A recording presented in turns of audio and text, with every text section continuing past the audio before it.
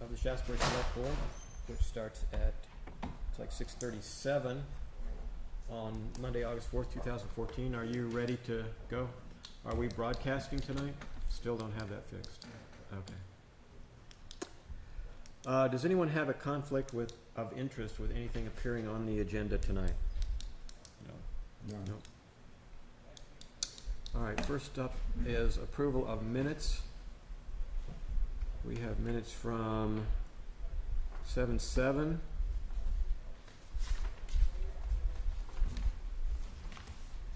Does anyone have any additions or corrections to the minutes? I thought I made, I made one small change here. We heard presentation from Gene Birch from American Clean Energy Supply,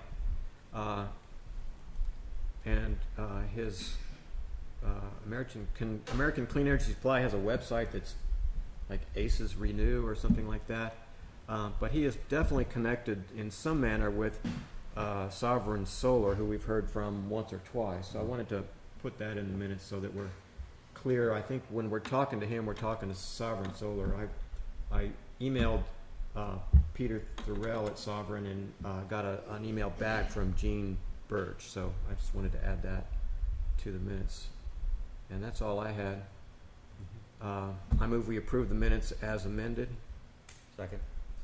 Discussion? All in favor say aye. Aye. Aye.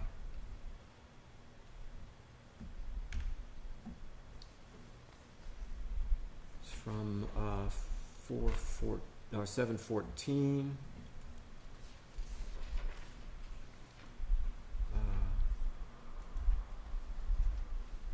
I did not have any changes to these. I was absent that night. Okay, so does anybody have any additions or corrections to the minutes from 7:14? I move we accept them. I'll So- second it. Any discussion? All in favor say aye. Aye. Aye. Now we abstain, right? And I'm going to abstain. And Tony's going to abstain. Yeah. So we 3-2. don't have enough people present to approve those minutes. So we'll have to wait until Ken is here to do that. I should have noticed that up front. Minutes from 7:21.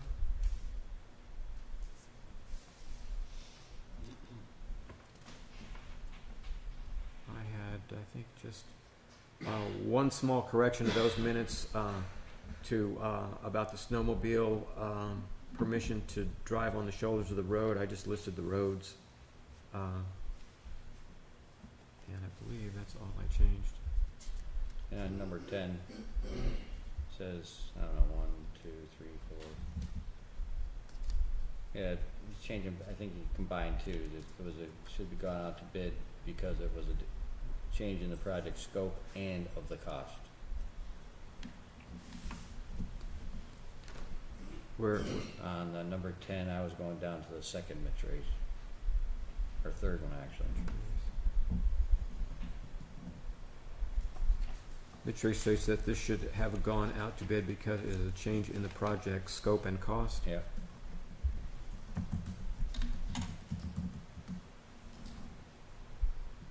Any others? I move we accept these minutes as amended. Second. Any discussion? All in favor say aye. Aye. Aye. And I have to abstain again. All right, Tony abstains.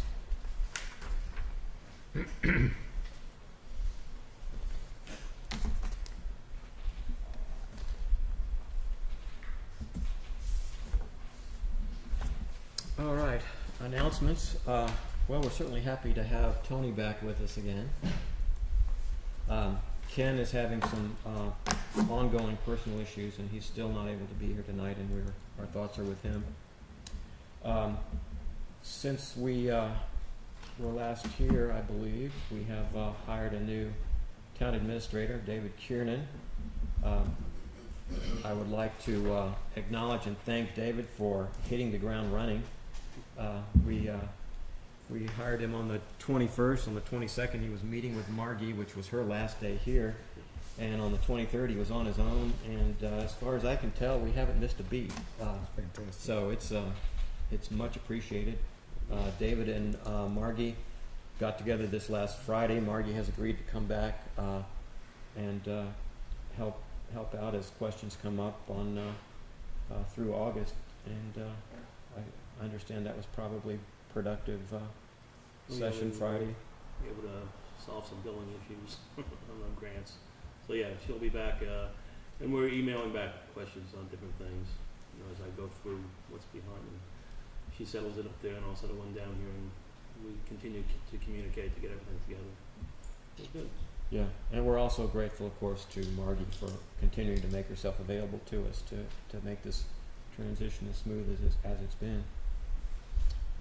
The Shaftsbury Historical Society had an open house on Saturday, yes. Well attended, very interesting presentation, good food, especially the chicken, barbecued by our own Mitch Race. Mitch, anything else you want to tell us about the event? No, it was Phyllis Chapman did a great job impersonating Mrs. J.J. Brown. Backdrops and everything, costumed up. It was great. Good time. Any other announcements? No? Do you have any public comments? Yeah, I do. Mr. Moffett? Yes. At the last meeting, there was a discussion about clear cutting on the town plan, Mm-hmm. and I brought up to the board's attention this document, Mm-hmm. and it covers everything in there, including clear cutting, Mm-hmm. okay? Back in '97, they passed Act 15, which was the heavy cutting, and this is a copy, there's 4 pages, pass that down please, that concerns the clear cutting, what they call heavy cutting. Okay. I'm Because not that's gonna be controlled able by to the read this state. right now. Is there something in here that you wanted to draw our attention to? Well, when you have a chance, look through it, Okay. because like Chris Hines is saying, that's controlled by the state and the federal government. Right. So municipalities, no use in having like Chris was saying, a bylaw or whatever on the subject, and you can't enforce it because it's at that level. Also, when are we going to get road signs up? Road signs up. Shaftsbury Hollow, Granger Hollow, and I believe Keep there's one on Daniels Road. They keep stealing. They keep stealing them. Yeah. Shoot 'em. Say, Um, higher pole. they keep stealing them. We keep ordering them. I don't know where the status on the order is at. David, can you I'll find out. check on that? Because, well, today I had a Vermont forester come down, check a cutting I did, and he didn't have GPS. And so I met him at the corner of 7A and West Road and escorted him over to Sleepy Hollow Road there in Shaftsbury Hollow. And told him now we're in Wild Kingdom up here. And I mentioned to him about the previous town plan that was proposed and how it had a blurb in there about forestry or logging in Vermont. There's no rules covering it, and he thought that was a pretty good joke dealing with that.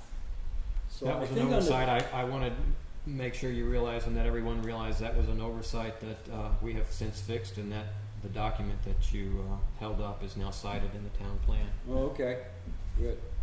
Because the guys doing the town plan should have, checked to make sure the i's were dotted and the t's were crossed.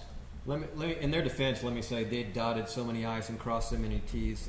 It's flabbergasting, and they missed one, and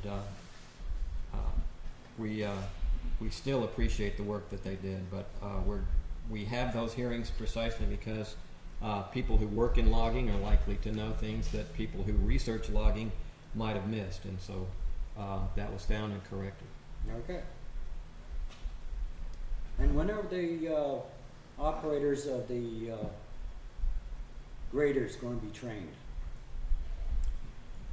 We are looking into that.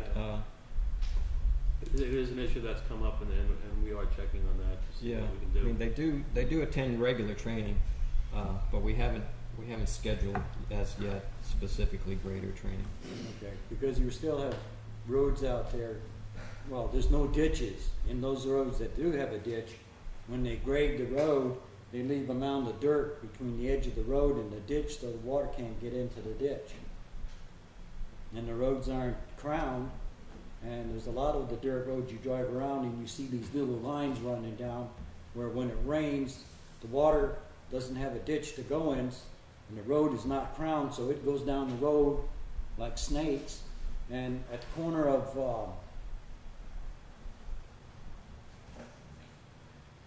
Colebrook Road, Cold Spring and Culver's Flats. yeah, right there on the corner, the water comes down on the west side of the road. Instead of going down into the culvert and going under the road, it's so filled up with dirt, if you want to call it that, that it goes across the road on top, and it's washing the bank back. You're aware of that one? Yep. Okay. Well, we appreciate you bringing those situations to our attention. The road crew is out all the time looking for these things. They do know that ditches are necessary. They spend a large amount of time creating ditches and clearing out ditches. So we're aware of that, and sometimes nature gets ahead of us. But if you bring it to our attention, we'll get on it. Now, I have a question about culverts. Going off from the town road onto somebody's house, their driveway, and they've got a culvert. Who's supposed to maintain that culvert? Keep it clean so water can pass through? Whose responsibility is that? I believe it's the property owner's responsibility. Is that to maintain that? Creates a problem for our roads, and we'll deal with it. But we regularly maintain those ourselves for the reason that Terry just stated, is that if a property owner falls behind, it creates problems for us. Because I noticed today coming out with the forester, that house on Shaftsbury Hollow Road that burned a few years back, I'm not sure who owns it. The one that's got the little garden tractor for supporting the mailbox. Federal. Okay. I noticed there's a bunch of stuff there on the uphill side of his culvert. That looks like it's blocking the culvert, not allowing the water to flow through. Okay.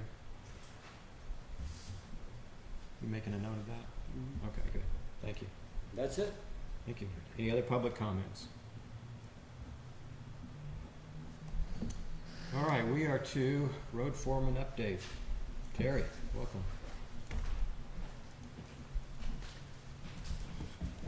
What's going on out there? We shaped up White Creek Road today for the base coat of blacktop tomorrow. Mm-hmm. We were ditching all day on East Road today, cleaning culverts.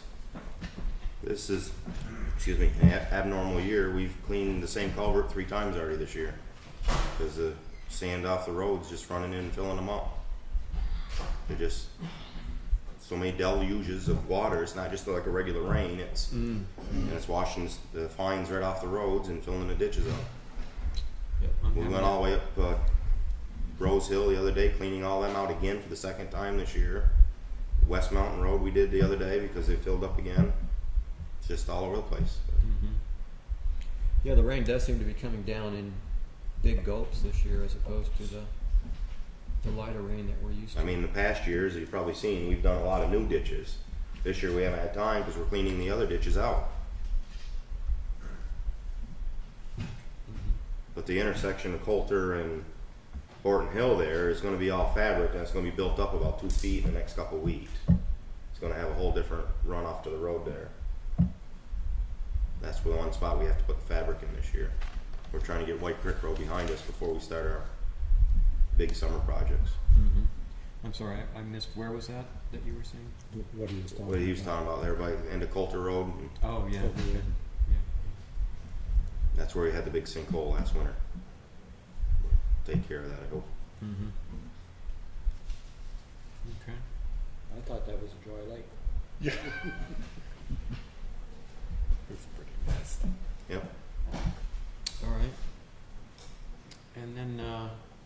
bring up? Well, Was it- well, look,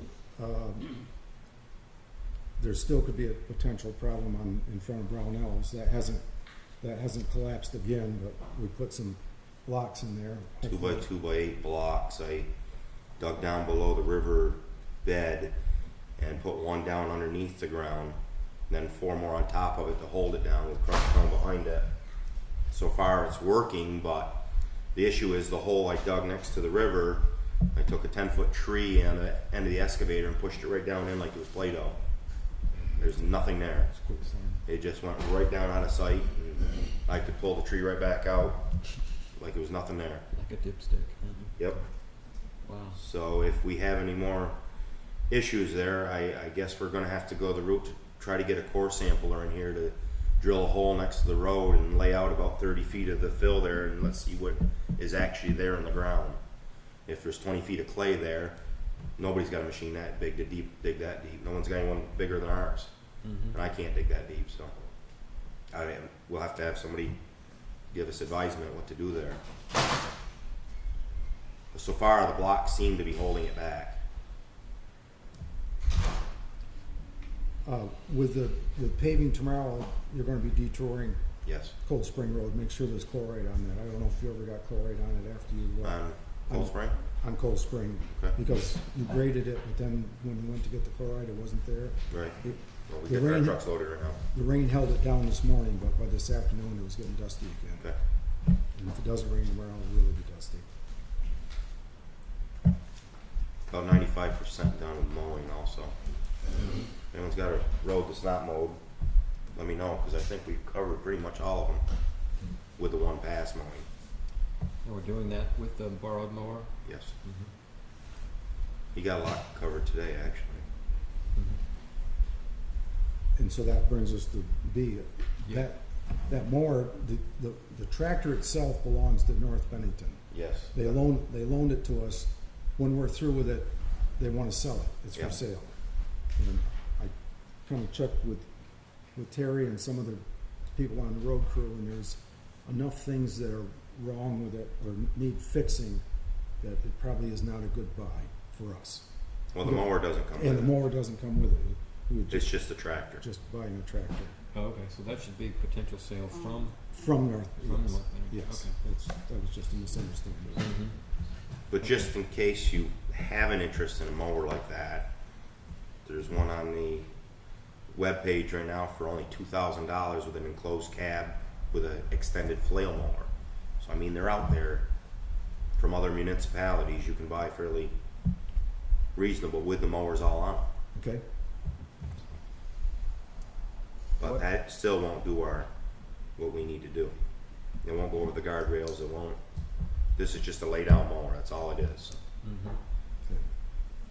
Good. Okay. I guess one of the questions might be, David and I were kind of speculating about this the other day. Would it be more cost effective or as cost effective to hire out our mowing? As It's opposed to $12,000 for a single pass for the whole town. 12,000? Yes, that's why we looked at it, and about a 3-year loan cycle, you could buy a good used mower and do 2 or 3 passes instead of 1. Yeah, I guess the question in my mind is how much is a good used mower? Or do you know what a good new mower is? What? Good new mower with a brand new boom mower on it's around 105,000. 105,000. But I don't think we need a new tractor.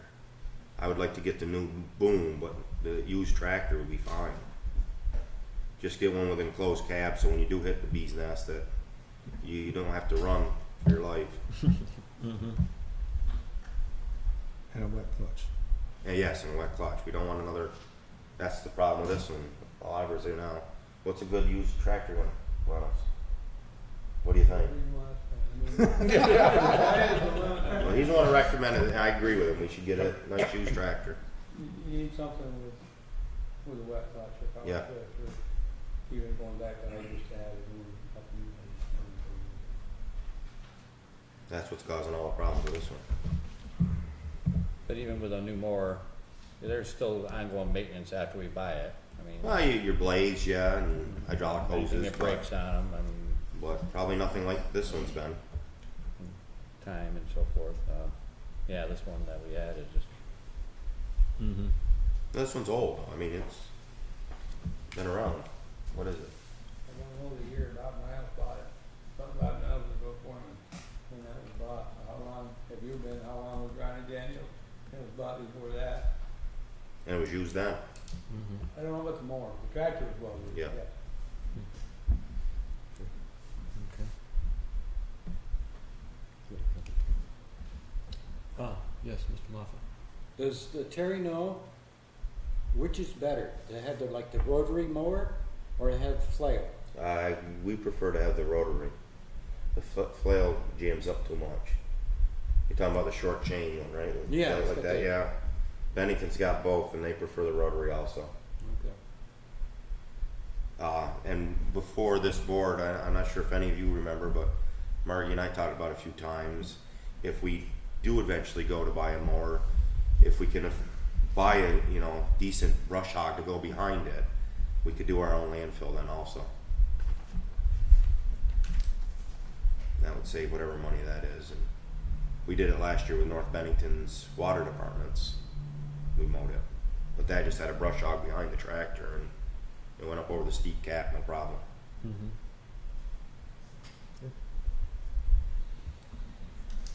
Okay.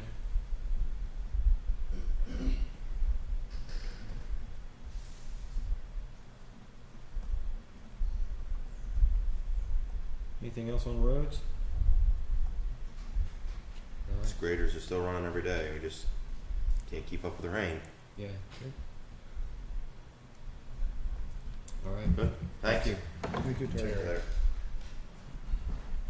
Did you get the warrant? Hmm? The warrant? I missed warrants. Yes. How could I miss warrants? Let me go back and do warrants. Thank you. Check warrant number 3 It's easy to do. in the amount of $46,121.88.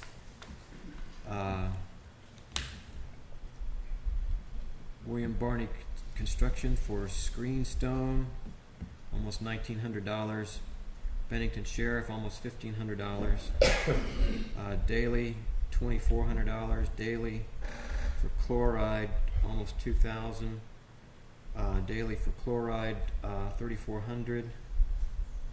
Green Mountain Power, $1,200. John Ray and Sons, $1,200. LHS Associates, I don't remember that one. I'll have to check that one. Yeah, I can't remember what that one is. Peckham for calcium chloride, $7,000. LHS is for elections. Oh, right. Oh, that's relative to the November election? Okay. The primary in August. August 26th. Oh, okay, the primary, good, thank you. Reclamation on White Creek was $11,000. Propane, $1,300.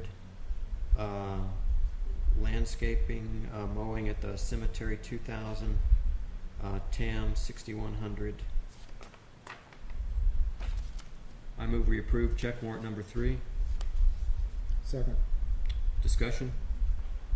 All in favor say aye. hold on, we have like 4 different chloride bills, or 3 different bills. I got a quick one, 5,000 and 7,000 or There's a so. lot of bills for chloride on here. Was yes. that normal, or Terry left too soon?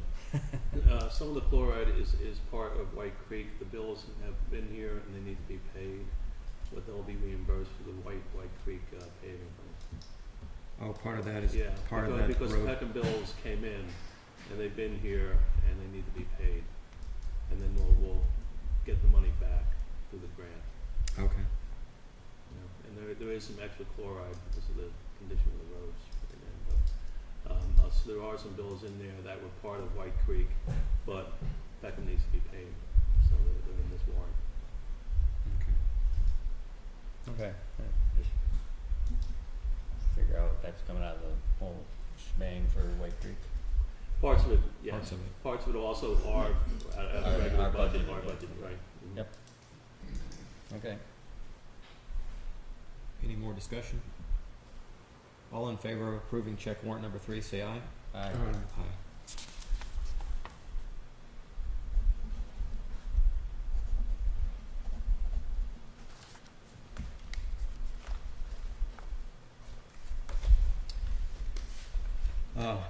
Payroll warrant, this is a retirement warrant in the amount of $128.35. I move we approve. Second. Discussion? All in favor say aye. Aye. Aye.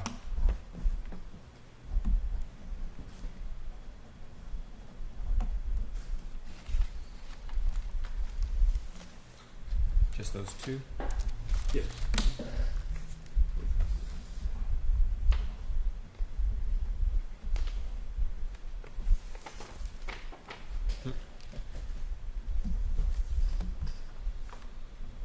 And we have treasurer's report scheduled, but I don't see Bill. Bills? Oh, there he is. He's hiding. Bill. Yes. Stealth treasurer, please come on.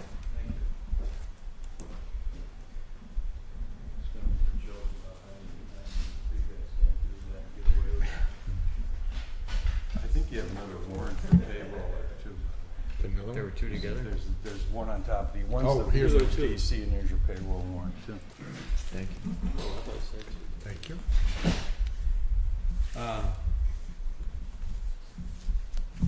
Payroll warrant in the amount of $17,862.78. I move we approve. Second. Discussion? All in favor say aye. Aye. Aye.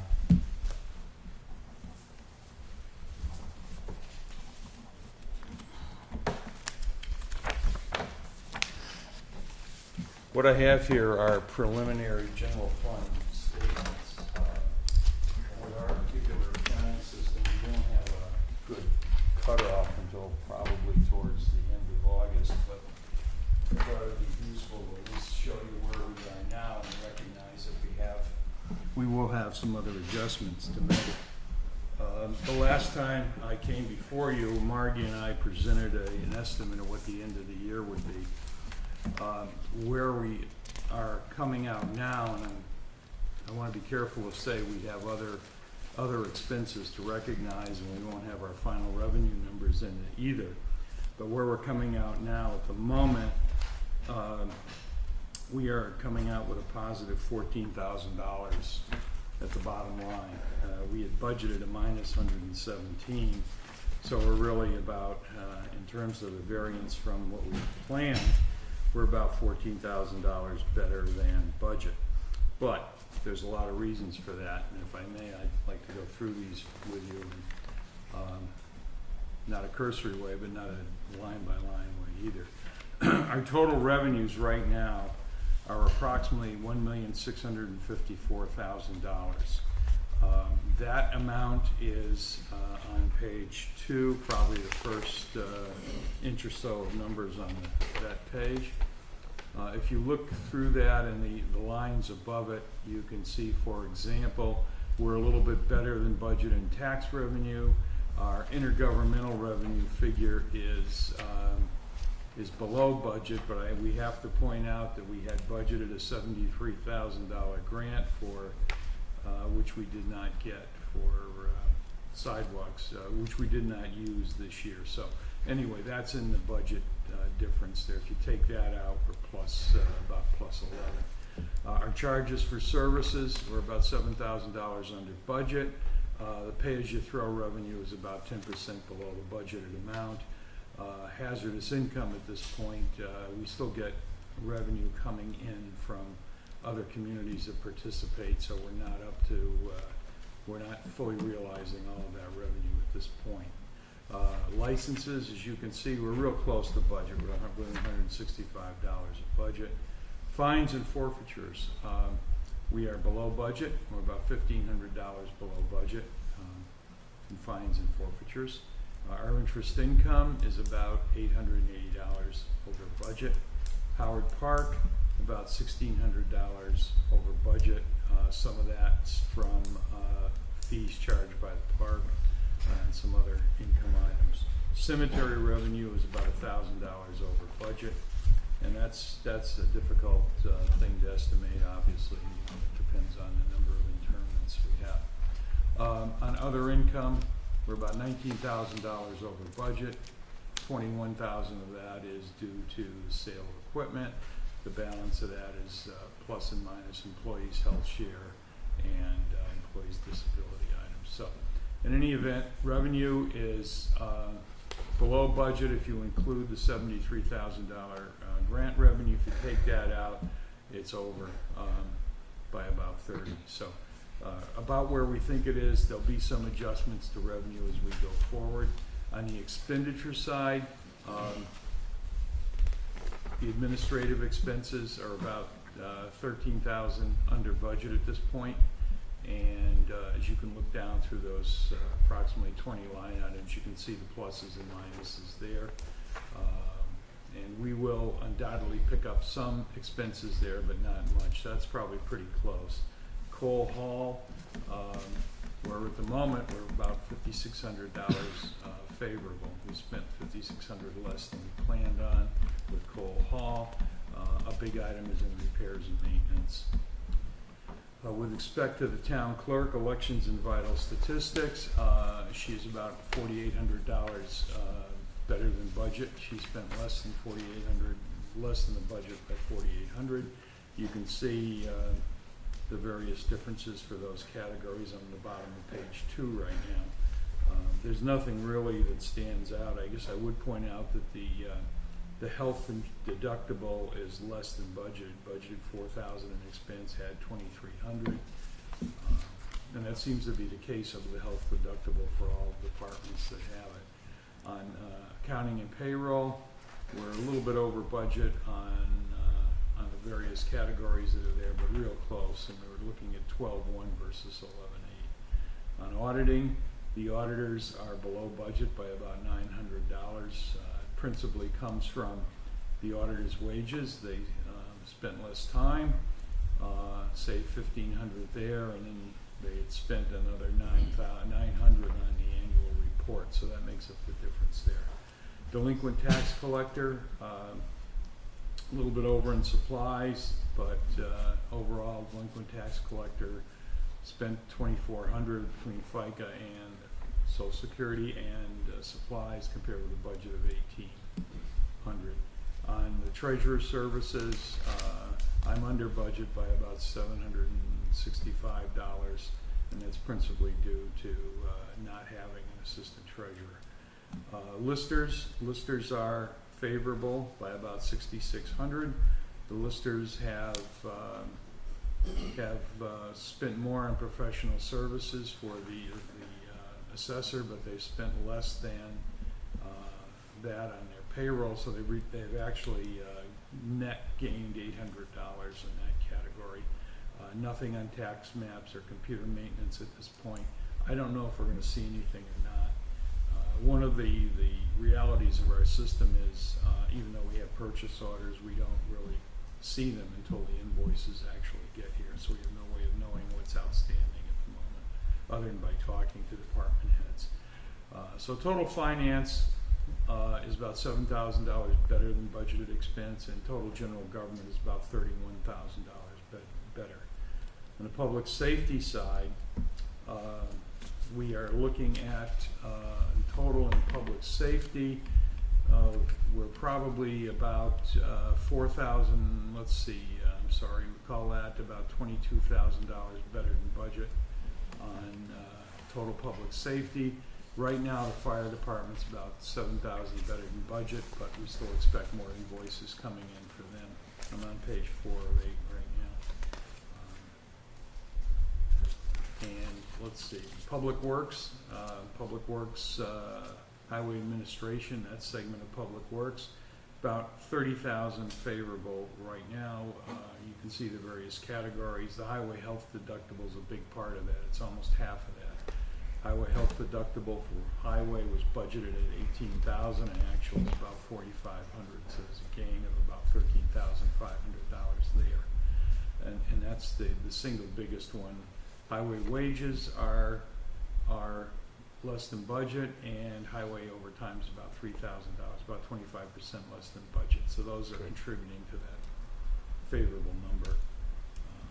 If we get down to highway construction and maintenance, we're looking at approximately $206,000 of actual against a budget that indicates here $310,000, but included in that $310 is the $90,000 for the sidewalks. If you take that out, we're looking at $220 for other budgeted expenses against an actual of $206. We have more items coming in, so I don't know where that's going to go. I think you're probably going to see higher expense. Highway equipment maintenance, we're about $18,000 over budget. You can see the bracketed numbers in those columns for each of the pieces of equipment. And I know each of them has its own story, and Terry's a good guy to tell you, a good person to tell you why that is for each of those pieces of equipment. Note that gas and diesel, because of the winter, is over by $10,000 as part of that number. Our garage number, we're just about on budget with the garage. And solid waste facility, we're looking at, right now we're about a plus 15,000 compared to budget. Whether or not we have all the expenses in, for example, whether we'll have to get the last TAM invoice that you approved into this, so that number is going to change. Streetlights are right on, they're within $33 of budget. The park, pretty close, within $300 of budget. Items go back and forth, but overall, within $370 of budget. Cemetery, we are looking at about $18,000 in expenses, 19,000, call it 20,000 in expenses against a budget of 24. We have not transferred anything out to the perpetual care fund at this point in time, so that's one of the reasons for the positive variance. Planning and development is pretty close. It's about $800 below budget at this point. Development Review Board planning is about $7,000 under budget. So total planning and administration, we're about $7,000 under budget. Our community appropriations are essentially right on, and the county tax is right there, and our debt service expenditures are pretty close to budget as well, about $237,800 versus $238,700, so we're within $1,000 on that. So that brings us to a number right now that says that before we take operating transfers in and out into account, we're plus 96,000, and we budgeted minus 64. But then we take our operating transfers in, and we didn't take the sidewalk transfer in because we didn't have the sidewalk project. So we only took a 10,005 against a budget of 39.3. So that's lower cash flow into the town. Our transfers out are as budgeted, so they're 93,000. So overall, this brings us to about $14,000 plus for the year at this point in time. And I really want to stress that at this point in time, because I expect that these numbers will change. The next time I come back before you, I expect that we'll have firmer numbers on the general fund, plus we'll have the various other funds that the town has, the reserve, so-called reserve funds. We'll have a detail of those funds for you as well. And today we established a separate capital projects fund for the White Creek Road paving project, so that we can capture all that cost in one place, as we had discussed at previous board meetings, and it won't be distorting the revenue in the general fund operating statement. So we're just in the process of getting that out, and some of these invoices that you approved tonight will be charged into that account. Okay. The balance sheet's pretty clean at this point. Still have to, we have the modified accrual rule, which means we can recognize receivables that are collected within 60 days after the end of the fiscal year. So we're still open on delinquent taxes, and I have received some, about $11,000 since the end of the year on delinquent taxes. on the other side of things, on our liability side, we have at June 30th, and you paid some of them tonight, we had about 31,000 in accounts payable, and we had our retirement of about $6,000 for the defined benefit retirement plan, which you approved last time, so that's been paid since June 30. And that's pretty much it where we sit now. We had about $2,800 in access permits that were purchased before the end of the year, but under our accounting system don't become revenue until the new year in which they apply. That's about $2,800. So overall, we're looking at the moment an ending fund balance in the general fund of about $404,000. I expect that number's going to come down a bit, but it's definitely going to be higher than what we had budgeted initially at the beginning of the year. At the beginning of the year, we budgeted to spend down about $120,000 of the fund balance, so we would end up at $273. We're probably going to end up somewhere, and we're probably going to end up somewhere around 375 is my take on it right now. But some of that's just Kentucky windage, you know, it's feeling it as you go along. Okay. Questions for me?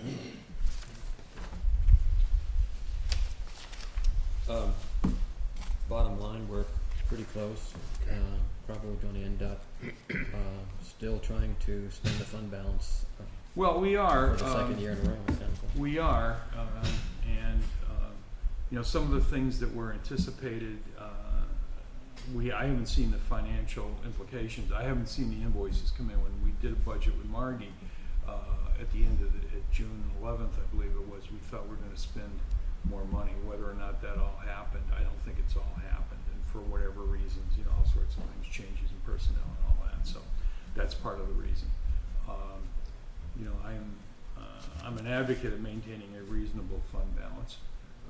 You know, we've had discussions about that. I think, you know, you can make all sorts of formulas, but at least $250,000 is a reasonable fund balance. You know, we've have our lines of credit now. We're going to be borrowing.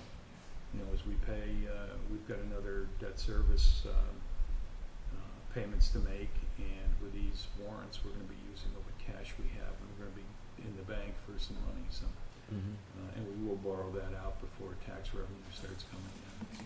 Fund balance would buffer some of that. But we've talked about this before, but I don't think you're an advocate of building up the fund balance to the point where we don't have to borrow each year. Well, if it were my personal business and not the town's business, I'd probably say I'm an advocate of building up the fund balance so I don't have to borrow money. As long as I can earn more on the fund balance than I pay in interest. And that's the way I would look at it as a business person. For a governmental organization, that fund balance represents revenue of the town that was collected in anticipation of budgeted expenses, and I think I would say that it's not, in my mind, it's not appropriate to accumulate a large fund balance just for the sake of seeing how big the pile can go. I think it's appropriate to have a reserve, if you want to call it that, as I said, 250,000, because you know that's really a little more than 15% of our budgeted expenses for the year, somewhere around there, and it gives us a safety valve if something happens. If you're paving White Creek Road and we find the world's biggest sinkhole, or something, yeah, something like that happens, and there you are, and you don't have any funds. You know, you start to scratch. So I think it's necessary to carry something. Unfortunately, today, you know, we're not earning anything on our interest. We're not paying much in interest. We're paying, you know, 1.25%, but what we're earning is negligible. You know, it's under 0.5 percentage point in income. So there's nothing to gain by doing that.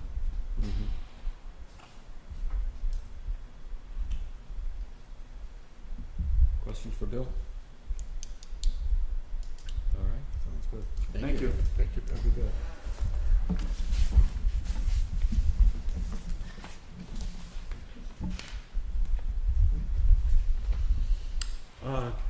Glenofsky property assigned to McGuire. Do we have McGuire's here? Yeah, you would like to come up? You are Joseph McGuire. Joseph McGuire. Yeah, we swapped some emails. Yes. The background here is a property on North Road went to delinquent tax sale. Nobody bid on it. So I bid the amount owed in taxes, which is standard procedure. We the town don't really have an interest in collecting properties. We're by law not allowed to be in the real estate business. We can't make money doing that. But we don't want, if we don't bid on it, then we don't get our uncollected taxes back.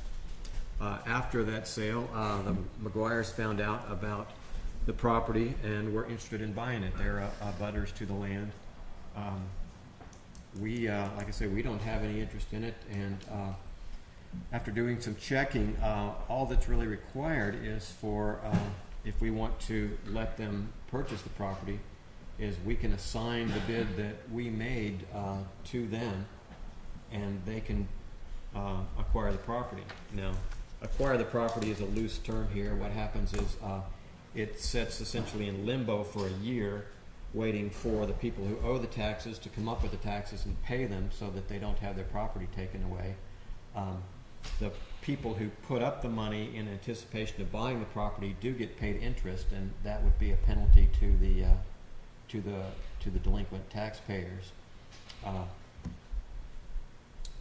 But my inclination is if somebody wants this property to let them have it. We're only interested in getting our tax money back. So what is required is a motion from the select board indicating that we're willing to assign our bid on that property to the McGuires.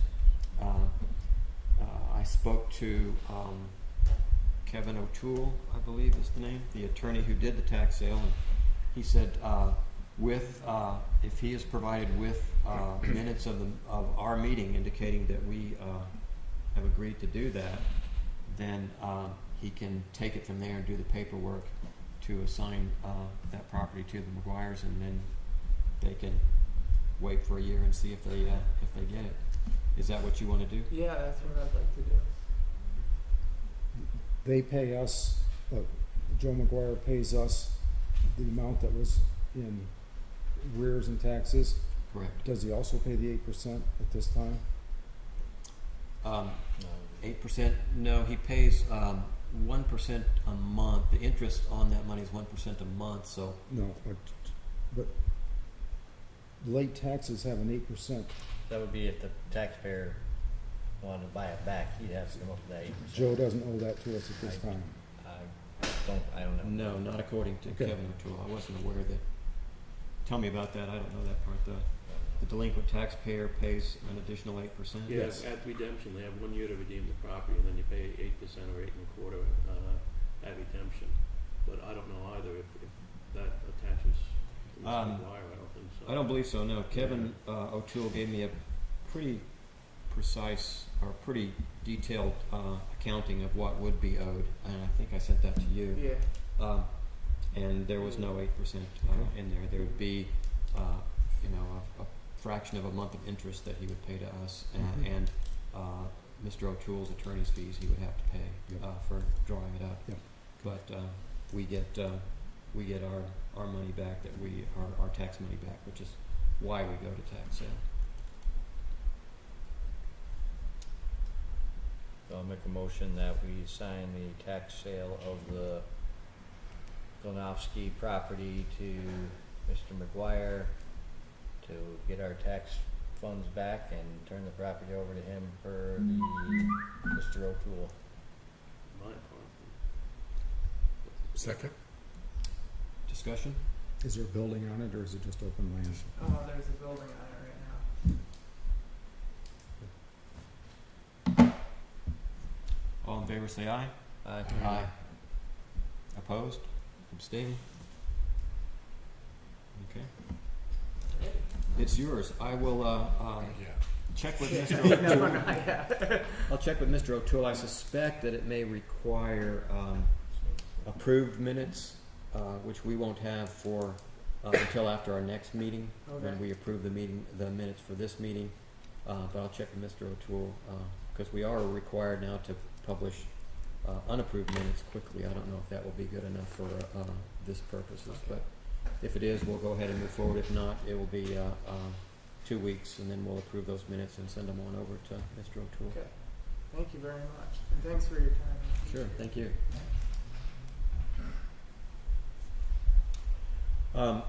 Snowmobile ordinance, we last time we had a request from the local snowmobile club to allow them to drive on the unplowed shoulders of a few roads in town in order to get from their homes to the vast trail system.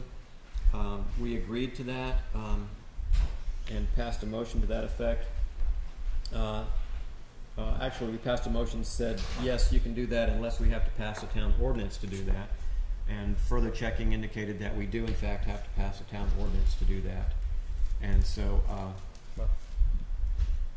I guess we have to ask them if they're more than 5 feet from the plowed portion of the highway, because on town high, if they're 5 feet correct. from. Yeah. Right? The intent was to be farther off the road than that, or in the ditch. I don't Yeah. know. I am assuming that the snowmobilers know that rule and that they were asking for permission because the situations on the road require them getting within 5 feet of the plowed portion. But that's one of the things we need to check out when we're putting together this ordinance, as well as the proper wording on how to do that. And I would like to go up and see exactly where it is that they're wanting to travel, if there are specific spots. But mainly I wanted to make everyone aware that last time we passed a motion and saying they could do that unless we require a town ordinance, and it turns out that we do. So we're Well, that's what I guess, I'm questioning whether we really do based on this, this statute right here. Snowmobiles may travel, if they're not being maintained during the snow scene, maintained and plowed but have open to snowmobile travel, which would require an ordinance, or 5 feet from the plowed out portion. I mean, they were gonna try to be as far away, obviously, maybe in some instances they might have to go around some obstacles, but, I guess, who are we gonna have write the policy? David and I can work together on doing that, but yeah, you make a good point. We should check with the snowmobilers and make sure that they know they can do that without our permission, as long as they stay 5 feet away from the plowed portion. I think they just wanted our blessing personally. I don't know, but Botesi was one of the president of the Snowbusters or whatever. Brian's out of town for, I think the rest of the month, so I don't know. Brian I'm gonna have McCoy? to get ahold of the Botesi guy. Because it really is a question of whether they drop onto the roadway. Okay. And I think that was kind of the idea that we got, was that they want permission to be on East Road to access parts. And at different times, they wouldn't be able to stay that 5 feet back, because they don't need permission. to Some of the 5 feet back. culverts, some of the running water. Yeah, I think it's what exactly is their intent, where are they going, because there is a difference of use, and it is pretty regulated by the state law too. Mhm. But if they're talking about being able to come onto the roadway just to scoot around one part, they want the full protection, and we want the full protection. Maybe an ordinance is the way to go. Yeah. I've checked a few towns don't have any, but some towns do, so we can see what other towns do and why they do it. Well, they didn't ask us to drive on the roads with the snowmobiles. They want to keep off. They asked us to drive on the unplowed portions. It's then 5 feet back by state law. They can get them If they're staying 5 feet back from the plowed portion, then they don't need our permission. They've got state law that Yeah. says they can do They that. can't be on the left, they can't be. Could be good to contact them just to get their take on it. Can I ask, it'd be pretty impossible to travel on some Shaftsbury roads and stay 5 feet off the plowed portion, right? Yeah. Okay, so it's almost, I can almost guarantee they're gonna be less than 5 feet. Less than 5 They feet. gotta be right next to it. Right? That's what I was assuming. Yeah. Yes, Yeah. that's right. Mm-hmm. So then we're back to they would need the ordinance. Absolutely. Just to cover, Absolutely. to cover everybody. Yeah. Mm-hmm. So we can work on some kind of format. There's model ordinances from the state, but I've checked a few towns quickly to see if they had any ordinance on the books, and so far I haven't found any. But somebody does, I'm sure, and they can model something off. Now, when we approve the minutes, you put in specific roads. Is the ordinance gonna be just for those specific roads, or is it gonna be townwide? That's a good question. Yeah. If it's an ordinance, I would probably make it townwide. Yeah. That's something I think we'd have to study, because then there might be some roads where we would want to restrict the use of snowmobiles.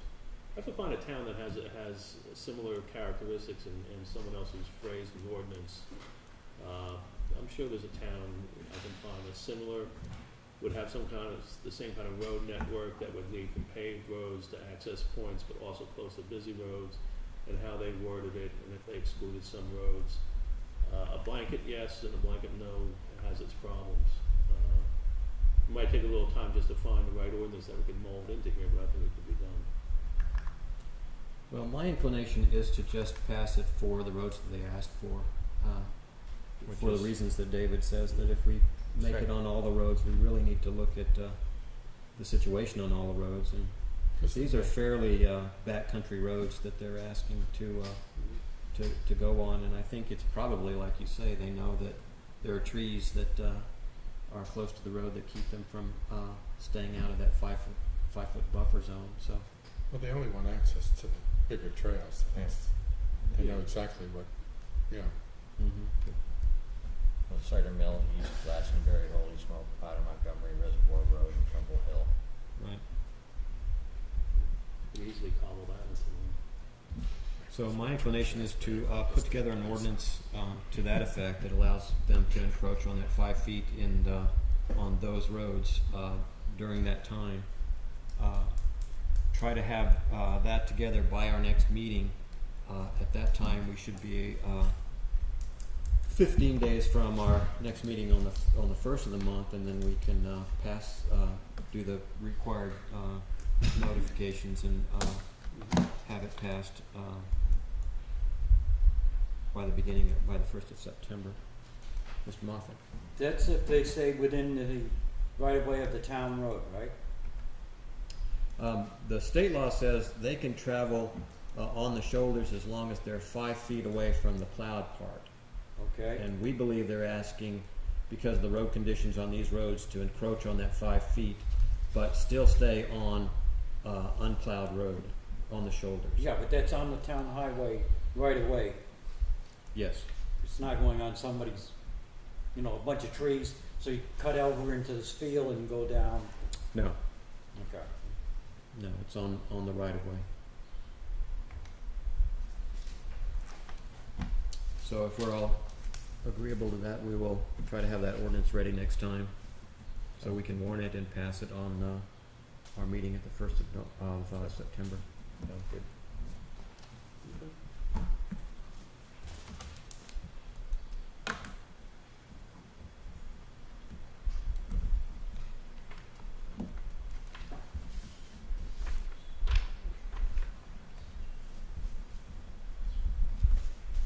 I'll see if I can get those to come in for that first week. Let them know what's going on. I don't know if you don't have the email addresses. No, I'd probably do that. So. Yeah, and I will contact, or one of us will contact the Benessi, was that his name?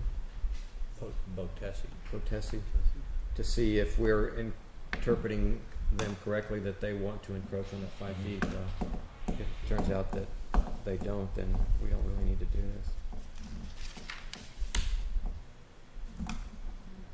I think it'd be good just to Oh, go. one other thing I would mention is I checked with the state troopers about this to see if they had any advice relative to town ordinance on roads, and their one piece of advice says that we should probably put up signs that say caution snowmobiles, Yeah. just so that on those places the public is aware that they may see snowmobiles encroaching on the road closer than the state allows, and are driving cautiously.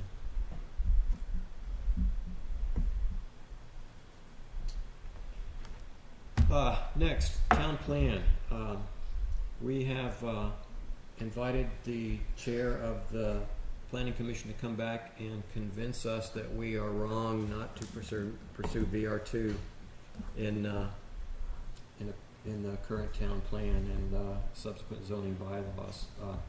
As you know, we've been debating the town plan, going over it, rewriting it, as is our charge as the governing body.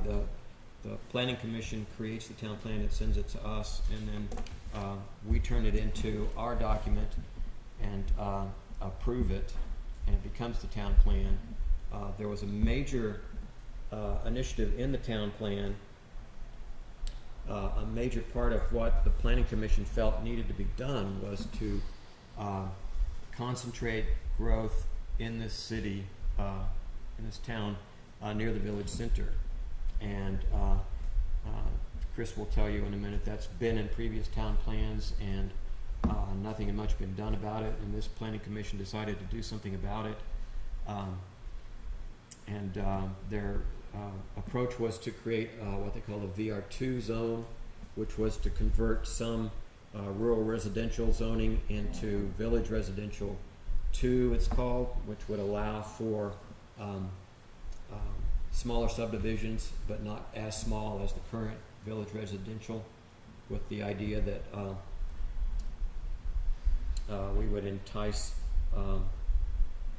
people to build houses closer to the town center. The select board has chosen to not pursue that for various reasons that we've talked about before. I went before the planning commission last week, and we had a very spirited discussion about that, and I invited them to come here and make their case one more time before we plow ahead with this. So Chris Williams, if you would like to come up and talk to us. Well, the whole idea of VR2 was based on town plan 2 iterations back, and throughout the document it talked about concentrating growth in the village center. And we said, well, what? Nobody can remember when the last new house was built in the village. What is the situation? And so we undertook a survey of every lot in the village. We got a parcel map, and Craig Bruder and I went out on mountain bikes and went to every single lot and took an inventory. The long and short of it was that there were 8 lots that were not built on. It looked like very few of them were really suitable for development. There's one very large parcel which is behind T&M Enterprises, which is over, there's a bank that drops off there, and that appears to be very wet. So even though it's a lot of acreage, we didn't think it looked very developable. Anyway, so that's the background on the thing. And so then we said, well, none of the parcels were for sale. And so that if you want to build a house in the village, there wasn't any realistic way to do that. This is based on 10,000 square foot zoning, VR1, quarter acre, a little bit less. So the planning commission looked at that, and we said, well, what are the compelling reasons to concentrate growth in the village center? Well, it's a basic principle of what's called smart growth, that you build around your infrastructure. You have a public water system, you have a sidewalk system, you have schools, town government, and limited commercial in the village. So it seemed like that instead of, you know, the situation that we see is that most of what the DRB considers for actions is subdivision of land. It's a great part of what they do. And so basically what we're doing is we're taking and chopping our parcels smaller and smaller and smaller. And we think that the great portion of the town that's zoned RR40, less than 1 acre, is really a suburban zoning. And so that it's really, in the opinion of the planning commission, the town is underzoned to a great extent. That, you know, you could just stack up the houses along the town roads, you know, you need, I can't remember, 60 feet of road frontage or something like that. So it would basically create suburbia if anyone were building houses, which is not happening right now. So the idea of concentrating development in the village, or at least allowing for that possibility, seemed like, well, what could we reduce the lot size to? We didn't think that the present 10,000 square feet would pass muster, and we began laying out, you know, prototypical lots, you know, and like we were a developer. And in fact, given state septic rules, the requirement for a replacement septic system, you can't make it work on a quarter-acre lot. So half acre seems to be uniformly accepted standard of what will get all the different setbacks. And so that's double what the village lot is today. And the land in question is all zoned RR40, 1 acre. So this would be half of what presently exists. And you know, we spend a lot of time looking at soils maps. All this is suitable for on-site septic. One of the strategies that the report that the Economic Development Commission authored a few years back on town sewer pointed to the idea of using collective septic systems that would serve a neighborhood. And we can see evidence of this in other towns around here where that strategy has been employed successfully, I would add.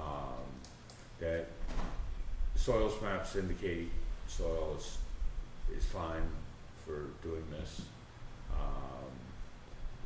And I think, you know, it affords the village a chance to grow, which under present circumstances it can't.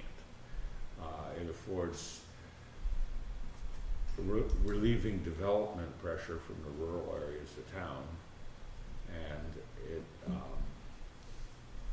uses our town infrastructure to the best effect. So, you know, this is a long-term project. It's talking about a vision of Shaftsbury way down the road. You know, if the zoning were changed, if you approve this month, nothing would happen, and it would take a long time for this to kick in. You know, is this land for sale? Seemingly not. So, but a change in zoning designation might make people think, well, maybe some of it, maybe we should sell some, you know? The 3 parcels that are indicated in the map, in the town plan, the land use plan map 6.2, I think it is, talks about a parcel up on Buck Hill Road, on both sides of the road, 3 feet across on some of that land. Some of it's part of the I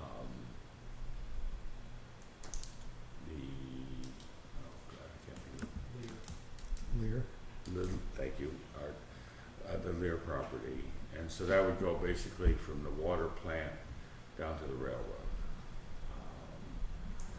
There's, each one of these parcels has got pluses and minuses. The second parcel was from the water plant circling around down the Howard property to Route 7A.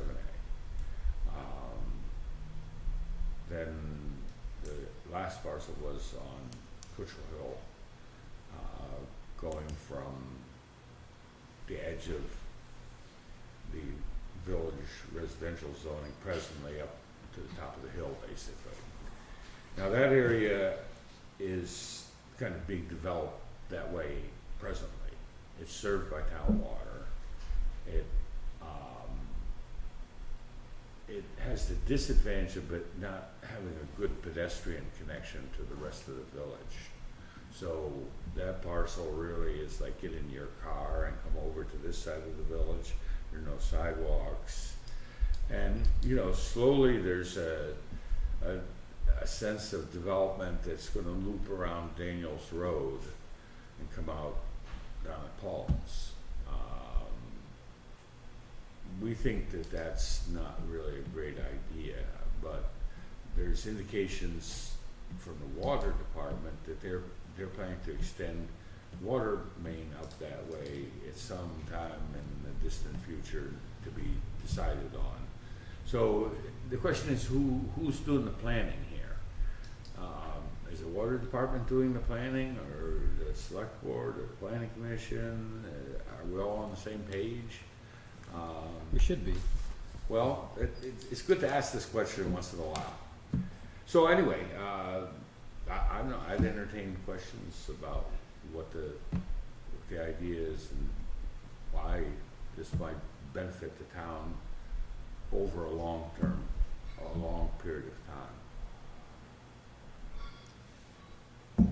How much of this is with the anticipation that it'll be serviced with town water?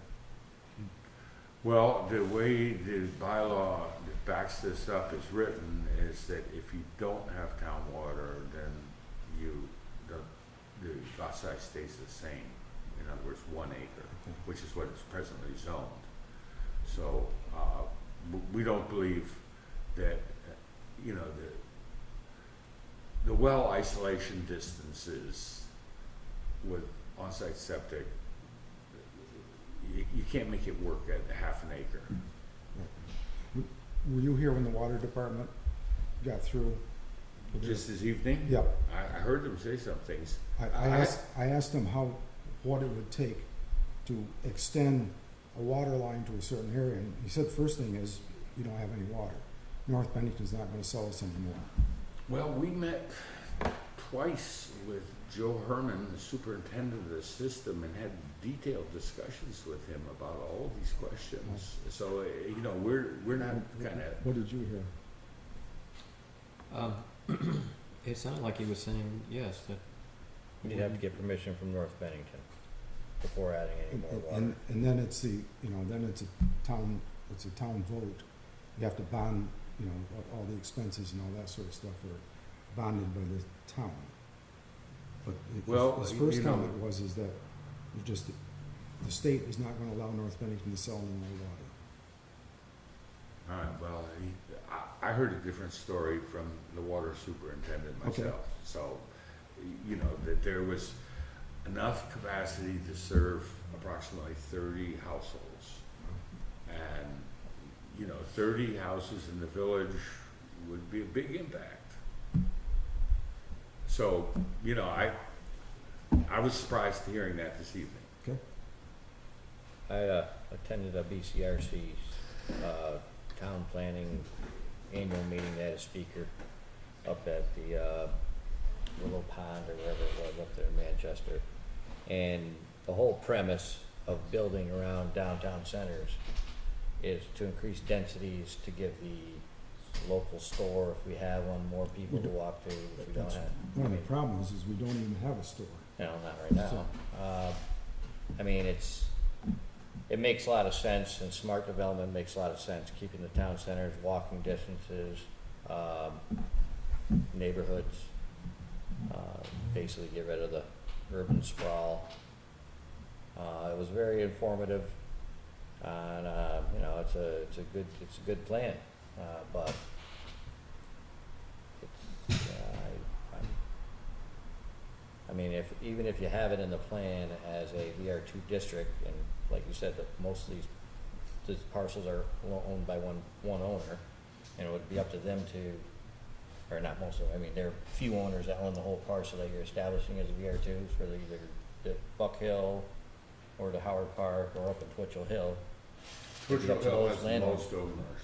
Pardon? Twitchell Hill Has the most owners. has the yeah. most owners.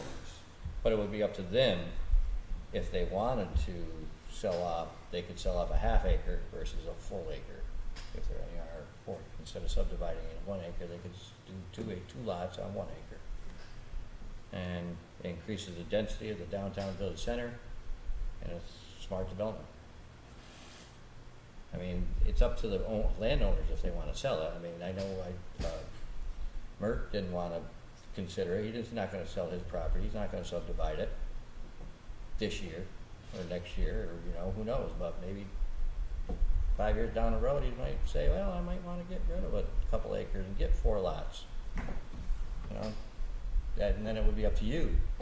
Just by changing it, having it in a town plan does not force any landowner to sell or subdivide or increase density. It's just an option. And options are key. You wanna get some public comment? Did members of the public want to weigh in on this issue? I don't. Yes. What happens to tax rate? So now you're saying if there are more potential houses, how does that increase the tax? It would increase the grand list, which should lower the tax rate.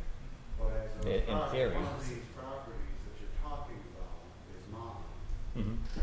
how is that going to impact me? You would be, today, if you don't do anything with it, you don't subdivide, it'd be the same as it is today. Okay, so there would not be an increase in tax rate No, because of the change in zoning. correct. There's no change in grand list assessment by the change in zone. Okay. Now, I'm doing agriculture on 327 A, which is the former Howard property. Okay. How does that impact by changing it to, right now it's RR 40? How is that going to impact me? I don't think that would affect his doing agriculture, would it? If We any- don't Zoning doesn't impact agriculture, there's a right to farm law in Vermont. Now we're talking about, it becoming a potential downtown. I mean, obviously you don't want to farm downtown. Don't sell. That's right. Well, if I own it, if you say to me that I couldn't do it, Those two things don't go together. okay, that's all I want to make sure.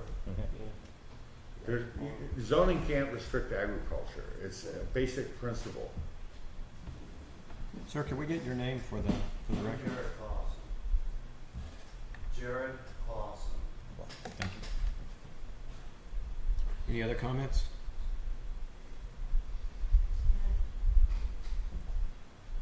I'm Lexi Covell.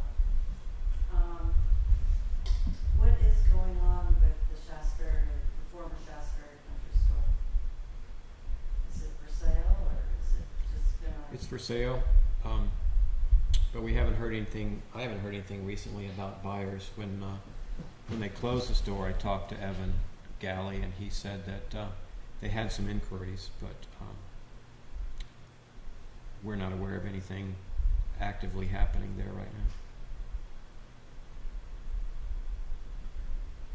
Dave Mance. Just, I agree with a lot of what Chris said. And I guess the more I think about this, it's really kind of what do we see for the vision of Shaftsbury? And just in my own little neighborhood, in the last couple of years, what we're finding is we've got a lot of rundown housing, and some of them are actually getting fixed up. And I think that's great. We have a little house here on 7A that got fixed up. We've got one at the end of Holiday Drive we're working on now. We got another one on Holiday Drive that they've completely redone. It's younger families coming in, and to me, instead of expanding the district where we can have density, I think at least for the next 10 or 15 or 20 years, the whole idea of concentrating on our rundown housing and bringing that back, and we're starting to do that, to me, that's a better alternative. Daniels Road, I mean, it's hard to get there from there to the school. You've got bad intersections, you don't have sidewalks or anything else. Up here, probably much more conducive to some growth, but I know for a fact that there's a ledge up there and it's tough too. And Buck Hill Road, let's face it, thank God we've got sidewalks there because Buck Hill Road's a terribly dangerous road for kids on bikes or even walking because every turn's a blind curve. So if our vision can be that we take what we have and we, do what we can to keep improving that, I think as a community, we're pretty much into the single-family home concept. Folks up at the Hillbrook Motel floated the idea of doing condos or townhouses, and they found that we're not in that market. Maybe Manchester, maybe Bennington, but not Shaftsbury. So we're stuck being single-family detached homes, and to the extent that we can encourage people to fix up the homes we have in the village, I think that's what the town plan ought to really focus on, as opposed to expanding the area that we build with density. David, can I ask you, what do you see as the role of town government in having people fix up their properties? Yeah, I think that's a philosophical question. I don't want to go down that. Let's get some other comments here. Oliver Duran. I kind of go along with what Dave said, but I do think that from my understanding, and I admit, I have not read all the town's own, but I do think we discourage multifamily housing within this area. And I'm not saying that's right for every place, but perhaps if some new construction came in with some multifamily usage, and I specifically see that there's a need for older people to have a place that's convenient, perhaps some of the maintenance is being taken care of, a la homestead use type of a thing. I don't encourage bringing a low income type of a housing thing, a multifamily thing like that, but I do think that we should encourage in our unit, and a disclaimer, I am an affected landlord. Not only our property is affected by this VR2, and I hear you, but I still have these nagging doubts in the back of my mind that says you're gonna, I fear it. So I just assume it's left alone for now until we have either proof, and I think you guys are the water board. One of you should have approached North Bennington's water department and had a concrete answer as to the availability of water. You've heard 24 to 30, perhaps more dwelling units capacity. Jerry Owell had told me 6 to 8. Maybe he meant here. Now they're saying none, but this is anecdotal. And I think really this is the kind of thing that should be done in a concrete manner. The board knows what they have, North Bennington board knows what they have for water capacity. They know what their present usage is and the projected usage, and they know what excess capacity they have. And they could give you on paper, yeah, you could do up to, or we could do together, up to 30 units, but we're gonna share because we're gonna have some of them used up by the time you get doing your thing. But no one has a concrete answer on that. And then certainly the septic needs to be in the long term dealt with. We'll never have our own septic system here, but we need to be able to pump it to North Bennington or to Bennington's plant and take some load off, whatever we do here, because the soil where I am, very ledgy. The piece of property that's just this side of there, what my father-in-law's a night pasture, that's pasture for a reason, there's just no soil there.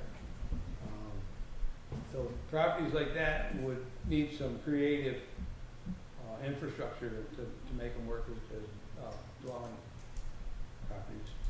And I think perhaps I'd like to think we're getting ahead of ourselves by doing this VR too. But that's what it's doing. Peter Cross. Yes, I agree with what Dave was saying about encouraging our residents to fix up the current homes that we have here, and I think they've been doing a pretty good job about that the last few months, last year. I don't think we haven't had much change in the village here in close to 50 years, and a lot of that problem is because we don't have the sewer system. I've got quite a bit of property around town, and you're kind of limited on what you can do. Art knows. Without a septic system, our hands are tied. That's why the store has so much trouble. Part of this problem. Without a sewer system? Yeah, without a sewer system. And we've got the other old Madison building on the corner. I can't really do much there because of the lot size and the area that we've got for the septic. And I just like to throw in, I like to have the zoning left alone up here, the way it's zoned now. And if I want to develop that, or if Jared wants to develop his, come to the planning commission at that point and say you want to divide it up into building lots or whatever. But I think it should be our choice and not, for the town to decide. Well, it would be your choice. Right. I mean, regardless of whether this passes or not, it still would be your choice. What this is offering, you can get 2 lots per acre versus 1 lot per acre if you decide to go that way. Yeah. And I want to back up a little bit. I started going to the planning commission meetings when they first started talking about rewriting the plan. And I said exactly what Dave said. We had a lot in the last plan about development and how smart growth and so forth. And we stated that there was no growth in town. Let's worry about maintaining what we have. And I stated that, and I thought it did a pretty good job of doing that, but there's really not much we can do as a municipality, as a board, to have people maintain their towns. But it would be nice that if people took pride in their property and maintain it. We're not worried about massive growth at this time. We haven't been for 50 years. And we should be concentrating on more on what we have and focusing and maintaining what we have versus expanding. But I don't see a problem with the VR2 district because of the fact it's up to you. It's up to you and it's up to you, the people, homeowners. If you never want to subdivide, or you can't get the water, the septic, the shadow zone, it's not going to happen anyways. But it's an option that gives you the flexibility. Say you have a sweet spot, an acre down here, you can subdivide it for 1 lot, as it is in RR40, or you can get 2 lots if this passes and it's capable of handling water and septic. I don't see a downside to it.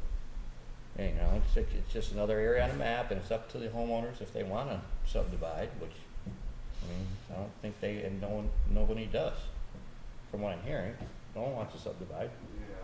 So even though if these lands are listed as VR2, there's no change in the grand list until you start subdividing the lots and so forth. That's my take on it. One more comment? Am I correct in saying that most of these properties are fairly large and they could be handled on a case-by-case basis? Someone... If it was a VR2 and you had an acre. If we left it just the way it is, which I am supporting, I would just as soon as stay the way it is.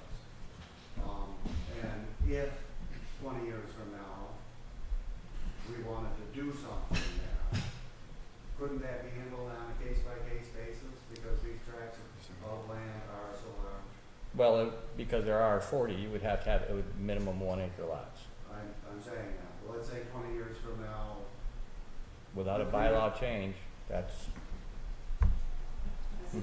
Presumably somebody could come in and petition the select board to rezone their property. Rezone it then. Let's just leave it the way it is for now, as far as I'm concerned. Dave? Don't overlook the fact that we have a cluster provision in our bylaws, which is not going all the way to half an acre, but it would allow someone like you to take that property and cluster houses and get a higher density than. Yeah, one more building, Right. like a 5 acre, you can get 6 lots on a 5 acre parcel or something. Yeah, open space subdivision. So, it's not as if you couldn't do it, you just get creative. Well, I'm just. If and when you decide. In my lifetime, it's not gonna happen as long as I own it. And that's the point I'm trying to make here, where it seems like a lot of time has been spent on, in the foreseeable future, that properties are not going to change. So why are we spending this much time on it?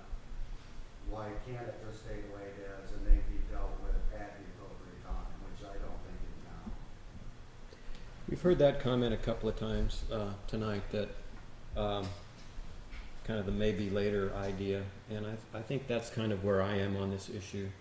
I think we don't want all of our prime agricultural land to get broken up into little bitty pieces. and you indicated that you believe that that's happening, but my impression is it's not happening very fast. And in fact, at your meeting the other night, you showed me the map of land that's in current use / use value appraisal, and it's large amounts of land and large chunks of land. We still have large chunks of undeveloped land in this town. The most, David was pointing out to me, the issue that's currently being handled by the DRB is a subdivision of land, but it's dividing 120 acres up into 3 large parcels. Into, One you is know- like 70 and the others are like 12 and 15 something. I think a total of 90 total. Yeah, but that's not really typical of what we see. That it's really more 2 and 3 acre parcels that are being created. Yeah, you'll get down to 2 and 3. I think the one coming up is maybe splitting it to 2 acres apiece. But in my 9 months, there hasn't been that many. They're certainly not making small lots. The other point you made was clustering development around infrastructure, and in principle I agree with that, but I just don't believe we have that much infrastructure to cluster around. We've got water supply. We don't have a sewer system. We don't have any retail business. I just kind of feel like this is a problem that we need to monitor, but I don't think we need to solve it yet, is my impression. And that's kind of where I remain on it right now.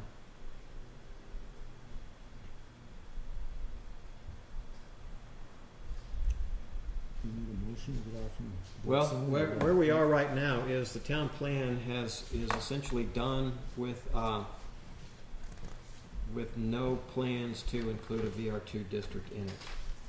And it sounds like there's some division, so I think if we want to put that in, we need a motion to include VR2 in the town plan.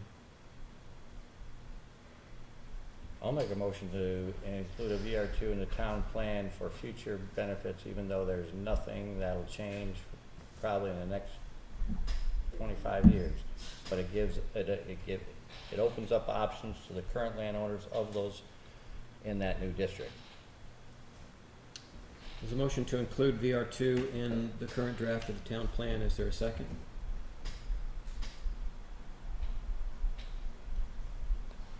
I don't believe we have a second.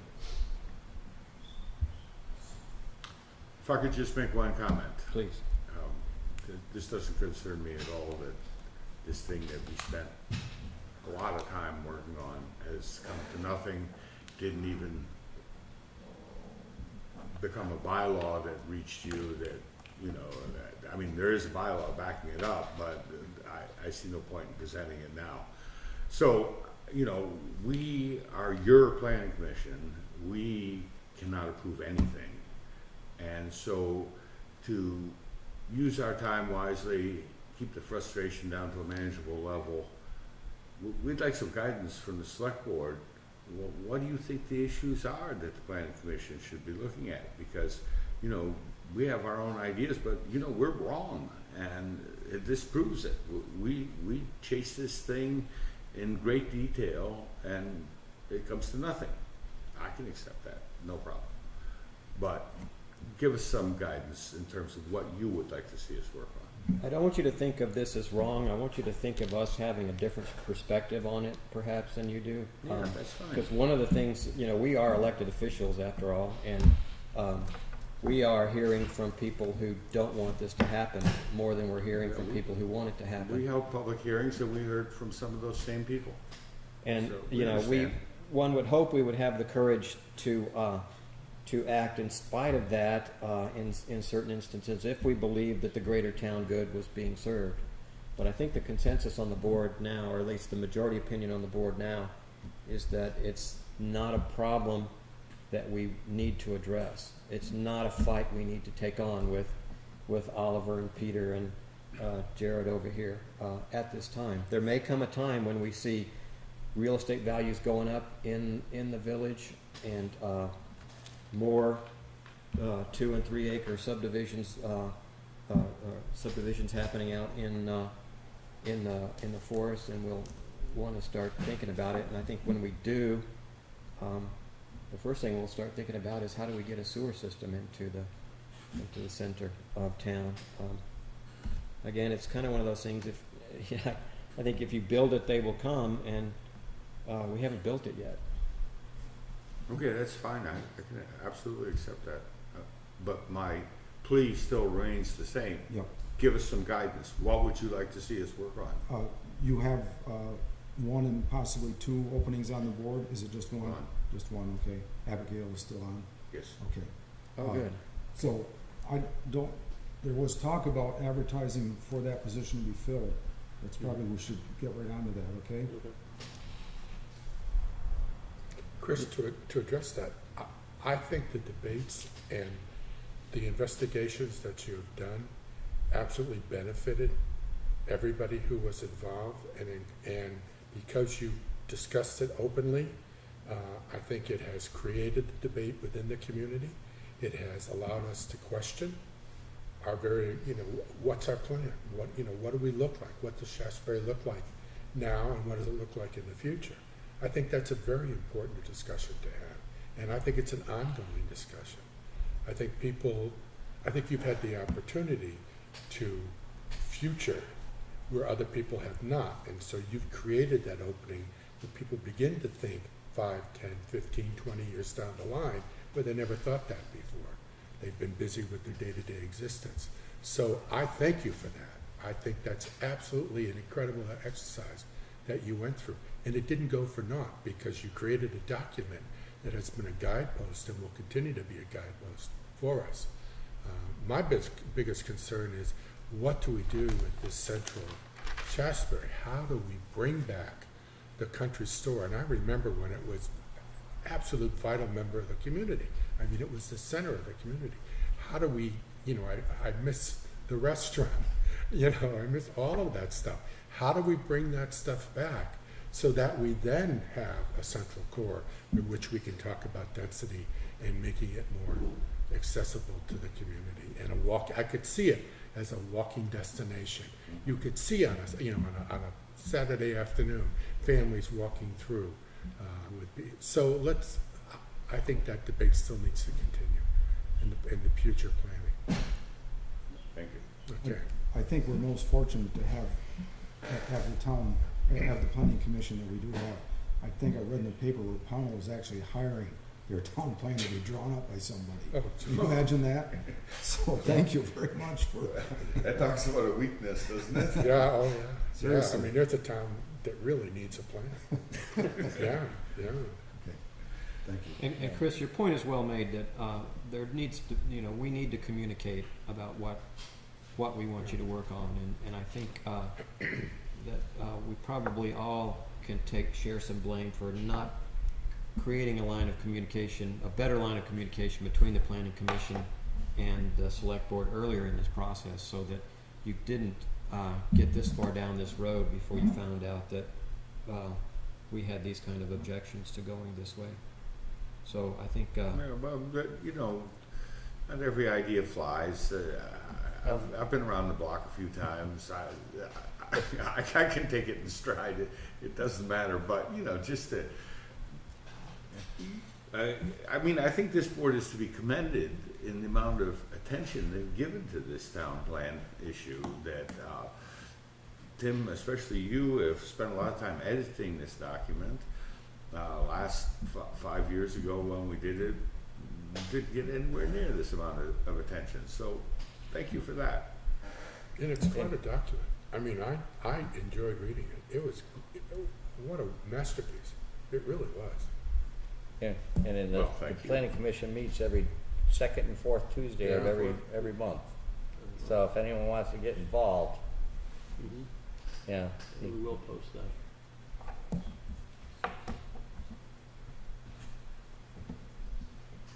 anything else? Thank you, Chris. Thank you, Chris. Thanks, Chris.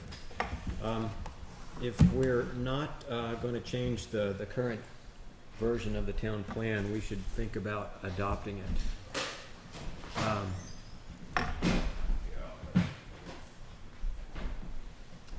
think, I mean, we've all seen the current version. I haven't changed it in a Do you week still, or so. do you still have two versions out on, the website, or what The do you have marked on the up and the, website? What's marked up there? and the accepted. I have the one with all the changes flagged, and then I have the one where those changes have been accepted, and it looks like it's really gonna work. Should we at least delete the one where all the changes have been flagged, so that people are just looking at what is proposed? I find it rather confusing. I think most people would probably be like we were. We'd like to see what's changed. Okay. My inclination is to put both of them out there. Yeah, and I think at the last meeting, someone said they'd like to see the marked up version. Chris Hines, he said he'd like to see what was changed. Okay, Because a lot of people have read the early draft of it, and since it's 100 pages, Yeah. just going to the parts that changes Yeah, that's helps a helpful. lot. okay, so, but I think we should designate which one is going to be. Yeah, Well, Which the one of final plan will be the one with the changes accepted, Yeah. without the changes flagged. That's what the final version would be. Okay, The ones with the changes flagged is just as a reading aid, an understanding aid. Actually, one issue that came up earlier this evening about clear cutting. It appears in two places in the town plan. Mr. Moffett referred to one. And the other one had to do with clear cutting of lots for enhanced development value. I noticed that was struck. And this was based on, what we observed in the community. That, I pointed lots that were clear cuts, then you can see the views and 10 acres, not a single tree. And the parcels didn't sell. Now you can't even walk through that land because the market brush is so thick. So what was the logic behind striking that? it was that anything to do with forestry is considered agriculture, and town zoning cannot restrict agriculture. The state of Vermont says you can clear cut up to 40 acres even without a permit. Is that right, Mr. Mumford? No, we don't dispute that, and we read the same laws you do, Art. Okay, It seemed like a kind of benign statement that it should be discouraged. Now, this is not zoning now, this is the town plan. We're not proposing a bylaw that says this. Well, then all we're doing is adding a sentence to the town plan. I mean, if we have no control over it, it's not part of our plan. There's nothing we can do about it, except shake our finger, really, I guess. But big part of what I was doing with the town plan was to try and shorten it. And if there's nothing that we can do about something, if it's just a statement of an aspiration that we have no control over, I was inclined to take it out. All right, well, whether we have any control over it or not is questionable in my mind, and that I think 20 other pieces would fit into that same category. 20 other things that I struck. No, 20 other pieces that are still remaining in the plan are aspirational statements. This whole thing has just about zero regulatory value, so, we can't control clear cutting. Okay, we can't control clear cutting.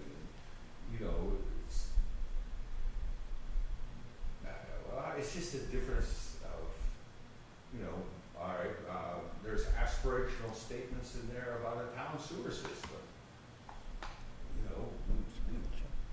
Residents voted down the sewer system. So it's But it's not like the state prohibits us from getting a sewer system. But if the state says we can't stop anybody from clear cutting less than 40 acres. Let go of this thing 100%. Because I'm not convinced that the state prohibits us. But let's not take up this meeting with that discussion.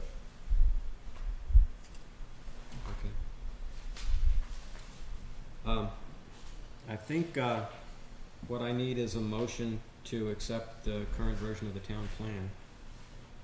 for public awareness, is that the right word? So it goes out to the public, Public comments? and then we have a public comment within so many days? Yeah, we need to accept that this is the version of the town plan we want to present to the public and adopt. Yep. That our intention is to adopt this current version of the town plan. And then we can start the notification process, which I believe all we need is one more hearing of, Yeah, you need a public hearing, it has to be warned 15 days. in 15 advance, days. So that'll be into September. It's So- already past the August meeting. yeah, so we could potentially, so certainly by September, I would like to have the town plan adopted. So, And then the discussion is, do you want it at a regular town selectmen's meeting, or do you want a special meeting? Because there was that. I would like it at a regular select board meeting, because a lot of people don't even understand that we don't have the town public meeting and a select board meeting, that it's, you don't get anybody. Want to create the first or second weekend, just do the warrants, get through the stuff, and say town plan, public meeting for one of the meetings. well, in my mind, it depends on how long a meeting we anticipate. We never get out of here in less than 2.5 hours, and if we add, hour and a half of town plan discussion to it, we're. Well, you have it an hour and a half on the same night, or you have another night, 2 hours, 3 hours. I'd rather have it on one night. I can't meet every week. We've been meeting every week for the last 3 months almost, for one reason or other. I just soon have it during the select board meeting myself. We could do it during a select board meeting with the intention that we take minimal comments. We are presumably down to our final draft here. No. I don't think you can. I think you need, I think giving people the opportunity to comment is very, very important. I think, I think because of how long we've gone through this, I think it'll probably still be an hour and a half meeting, minimum. I think there's still gonna be comments from people. I don't think you can do it in a regular meeting, given the amount of business that has to happen regularly in our meetings. It's one more meeting, Rich.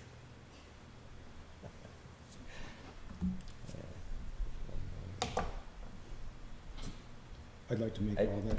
I think in it's one not motion. transparent.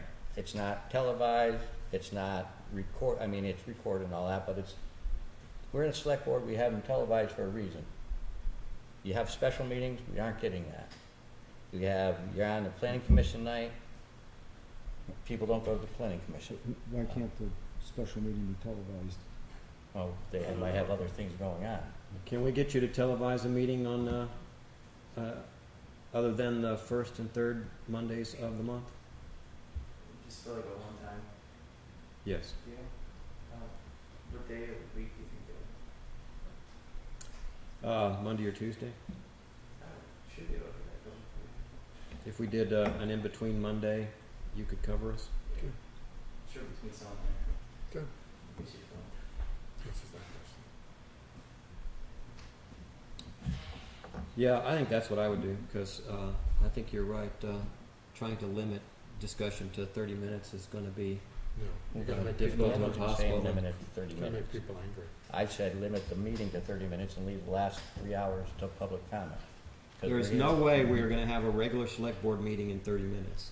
Every meeting we have, we've got to cover 24 things, 24 things, and it takes 2.5 hours. No one's tried harder than me to shorten these meetings, and I have failed miserably. So unless you want to meet here Condense. until midnight, we need to have it on a I'd different rather day. have it one night and get it over with, but that's my. Well, I don't think we have consensus, but I think we might have a majority. Does somebody want to make a motion that we accept I'll make a motion that Yes, we yes. accept the current version of the town plan as the version that the select board intends to adopt, and hold our final hearing on that meeting for that purpose on August 25th. Should be 3 weeks from now.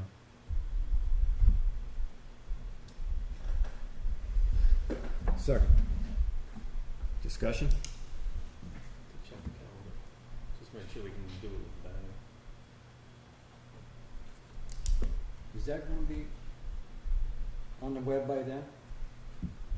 I mean, before Yes. then, so people can have a chance to, Yes, we have to have the final version available to the public 15 days ahead of time, so I can have it up tomorrow. okay. Yeah, it's done. If it's the 25th, that's good, because the banner has to have it by the 7th, Okay. to give 15 days notice. Any more discussion? All in favor of adopting the current version of the town plan, and that version is called Town Plan 2014, short F, I believe, short 1F. Well, I'll get you the right name for that version.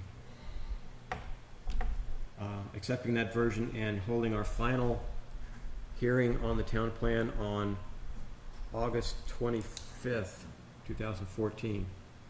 All in favor, say aye. Aye. All Aye. opposed? I'm in favor. We have 4-0. I don't like it. It's okay. Okay. Tim, is there a Well, time should you know. want to start that? Let's do that at 7 o'clock, yeah. I said 7, you just didn't hear me. I would have said. Public lights, we like I'm 7 gonna for give it an hour public and a half meetings. 'cause I'm in bed by 8:30. Okay, town administrator report. Okay, been here for 9 days, so. I've gone through like 1/10 of the file cabinet so far, so. I have a lot more to say next time, maybe. I have done a few things. We had the cap mowing, which we only received one bid. It was very, very much over what I was told by Margie we had allotted for this. So she had suggested I talk to the young man who put the bid in.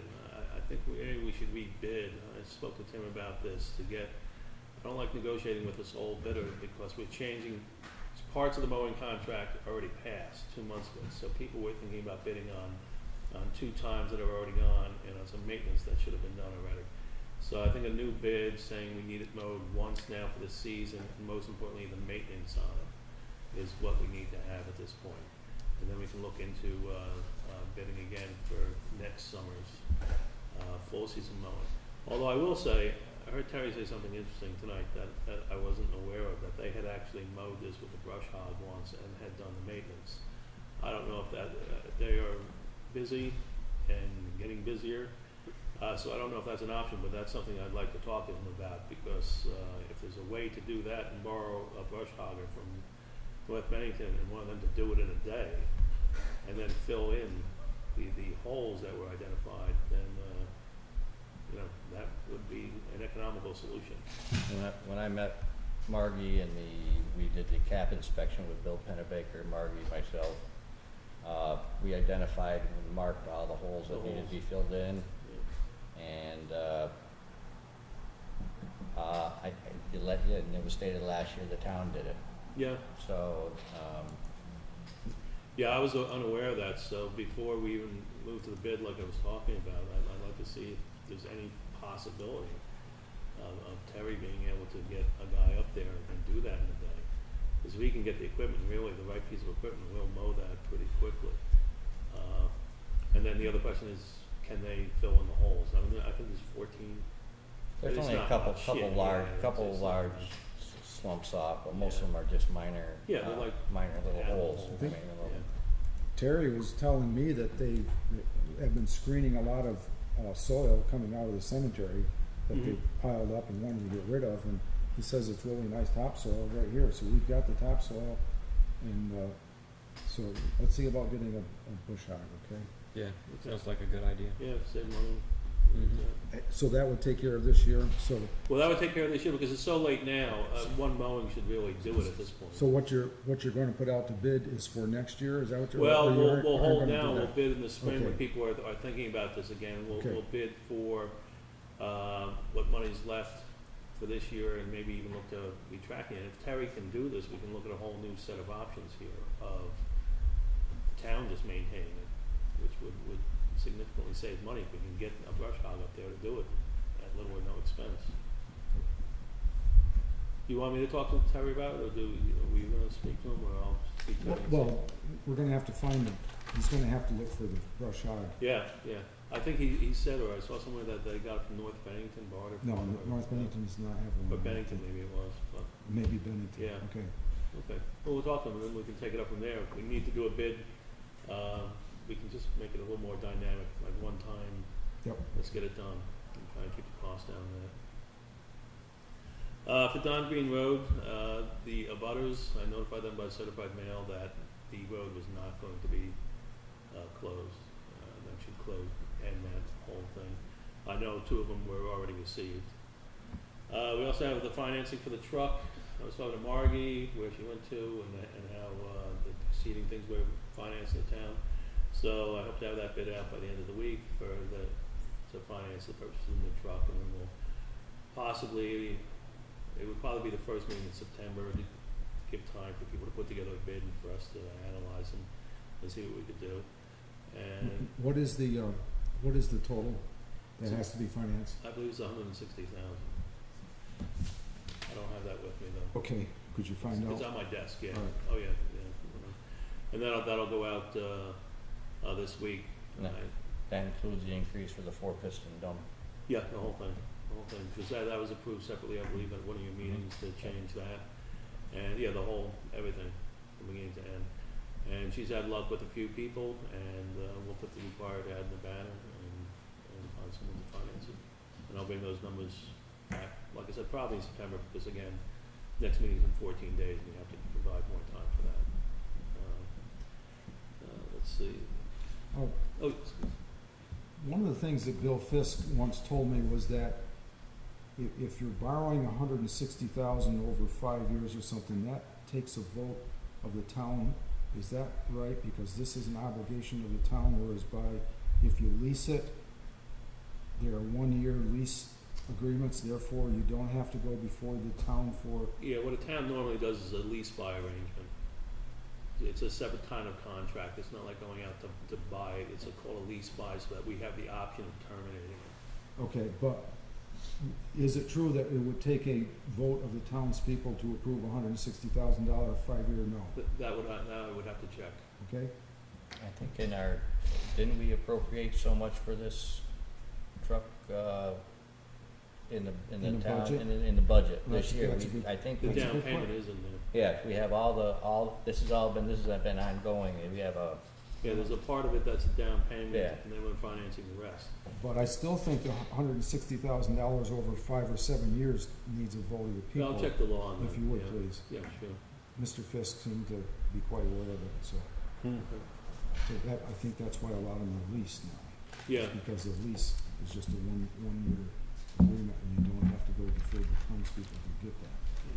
when we bought our last grader, we bought it on a lease agreement with Caterpillar, that we're buying it under the lease agreement, but it's technically a lease agreement for 5 years, and then the machine is paid off, and they give us the title.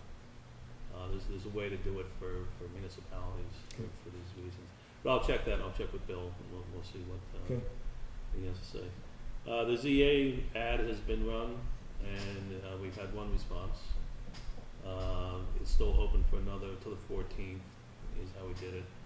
I know in another town they've also had no responses, so I don't know quite why, but I'm still hoping that we'll get a few more responses at least. Okay. We talked about snowmobile, Doxy Roofing to work on the slate on Cole Hall. It's a bid of $1,900. I'm gonna go ahead with that. It needs to get scheduled and done before winter. There was a question of the speed sign on Bank Street. I'm gonna check with Terry again. I've been there. I can't figure out which sign they're talking about, because there seems to be 25-mile-an-hour speed signs right there. They're illegal. They aren't big enough. There were some that were taken down, and the state told Terry to take them down because they were not the appropriate or state-approved size. And so for him to put them back up doesn't make much sense. And because there is a grant for signage on that road once it's blacktopped. Yeah. So I think we're kind of waiting for that.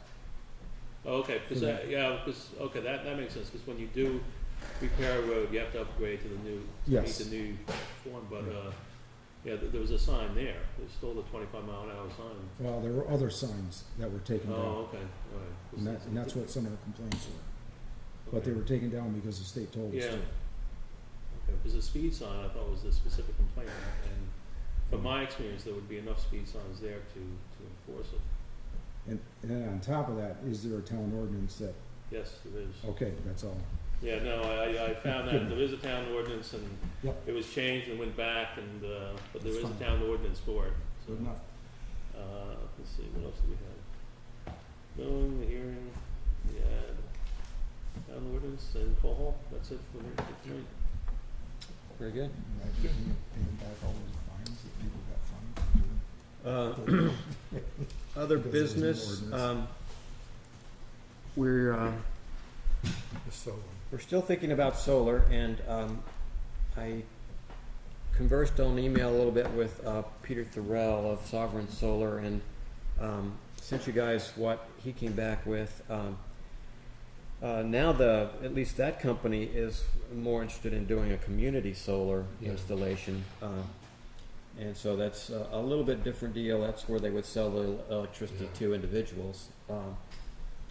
Again, they would still like to do it on the landfill cap, but he said that as they have gained more understanding of what's involved in building on the landfill cap, they think it's going to be more costly to them, and they've subsequently cut what they believe they can offer us in a discount on electricity from 10% to 5%. Yeah. Yeah. Yeah. I read And that. so it's still something we need to think about. I think it would be a lot easier to think about if it wasn't the landfill cap, but the more I think about it, and now that we're down to 5%, the potential upside of this is, to us, is well, if it's community solar, it's probably nothing to us. It's a few people might save 5% on their electric bill. We'll get I think it's a $2,500 a year Yeah, it lease wasn't on very the much. landfill cap, Yeah. And they mow it, I think. and they mow it. I was gonna Okay. say, who mows it? They maintain everything. They maintain. Yeah, but I guess I worry about the downside, and the downside is that they do something to the landfill cap, and if they have done this to 10 landfill caps in the state, and they all get punctured, they'll be out of business in a hurry, and all those 10 municipalities will have landfill cap issues. Like I say, if it were on another piece of land, I think there's really nothing we can lose, but I think it's something we still need to keep thinking about. Like I say, the worst case and best case scenarios are kind of out of balance a little bit in my mind right now. It's incredibly fluid. I mean, we had a proposal, how many months ago? And now it has moved. I mean, when you read the papers and online, it has moved to these individual shareholder issues, and I think it's going to continue to morph more and more, unless we get another company back in and take a look at it. They had the same rate of return for us, but they may have the same issues with the landfill. They may have changed too. I haven't talked Yeah, to them. yeah. About it, so. Yeah. So I just wanted you to be aware of that. It's still something we're thinking about. The state police, we got an indication a while back that they wanted to start up a citizens advisory board, and we designated Ken Harrington as our liaison to that board. I'm not sure Ken's going to be in a position to go to this board, which is at our board meeting at our firehouse on August 7th, and I was going to ask if someone else would want to be can make that meeting. It's a conflict for me. Is that Wednesday? Thursday. That is this Thursday. It's Thursday. If no one else can do it, I will go.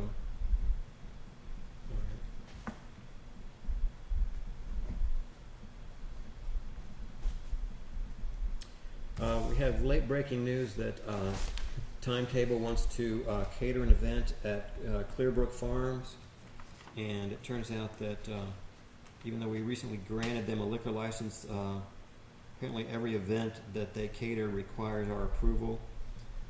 This is a dance party at Clearbrook Farms. on August 23rd, which is a Saturday from 7 to 10.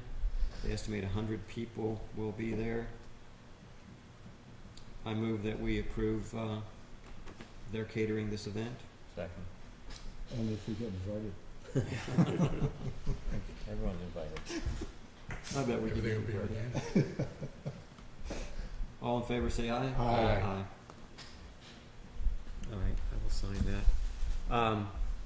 Action items, David, I don't Can- think, Can I have just one other? Yes, other please. business? A while back, we were talking about Howard Park and this discussion, to bring you up to speed, all the equipment was taken down, and I think he should be have taken the rest of the debris out of there and filled it in the topsoil. okay, we got the But- slide out of there. Yeah, the slide is gone and everything, but there was discussion about having the water fountain put back on, and I asked Billy Martin, who I think we were going to ask if anybody had approached him, and he said, no, I don't know who was supposed to, talk to Billy about that. I don't remember that we had picked somebody to talk to about that, but I had done just a little bit of online searching and didn't get very far with it, except enough to find out that we probably don't want to buy the $4,000 concrete bunker or vandal-proof water fountain that we could get, that we could probably buy, Well, buy a $500 water fountain every year for a decade instead. well, I think the discussion was that, would we ask, who's the person that takes care of it, Walter Merritt? We decided we would not ask Walter to follow up on it, because he really didn't, it was going to rely on one of us, and I Right. don't know who that was, and so I Yeah. think we ought to go forward with it. Yeah, we should go forward with that, and I haven't pursued that far Okay. enough, so yeah, let's get that done. I will take that as an action. Now, you mentioned somebody's name you had Well, in mind for doing the work. Billy Or- Martin lives just up, he lives up on Buck Hill, and he's the one that's done most of the plumbing work there. He knows all about it. He's the one that took the other one out. He made some comment about, I think I can find one for you that is a little bit, not quite so vandal-proof. Okay. Do you, More is he vandal-proof. somebody you know? Well, yes, yep. You wanna take that? Okay, I will. Yeah, all right, I'll give that one to you.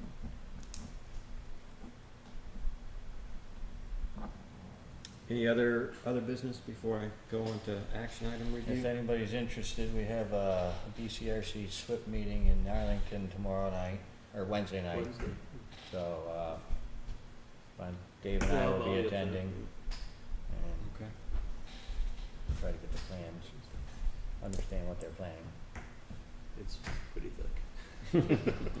Okay, thank you. Okay, action items that I got is David and I are going to work on drafting a snowmobile ordinance.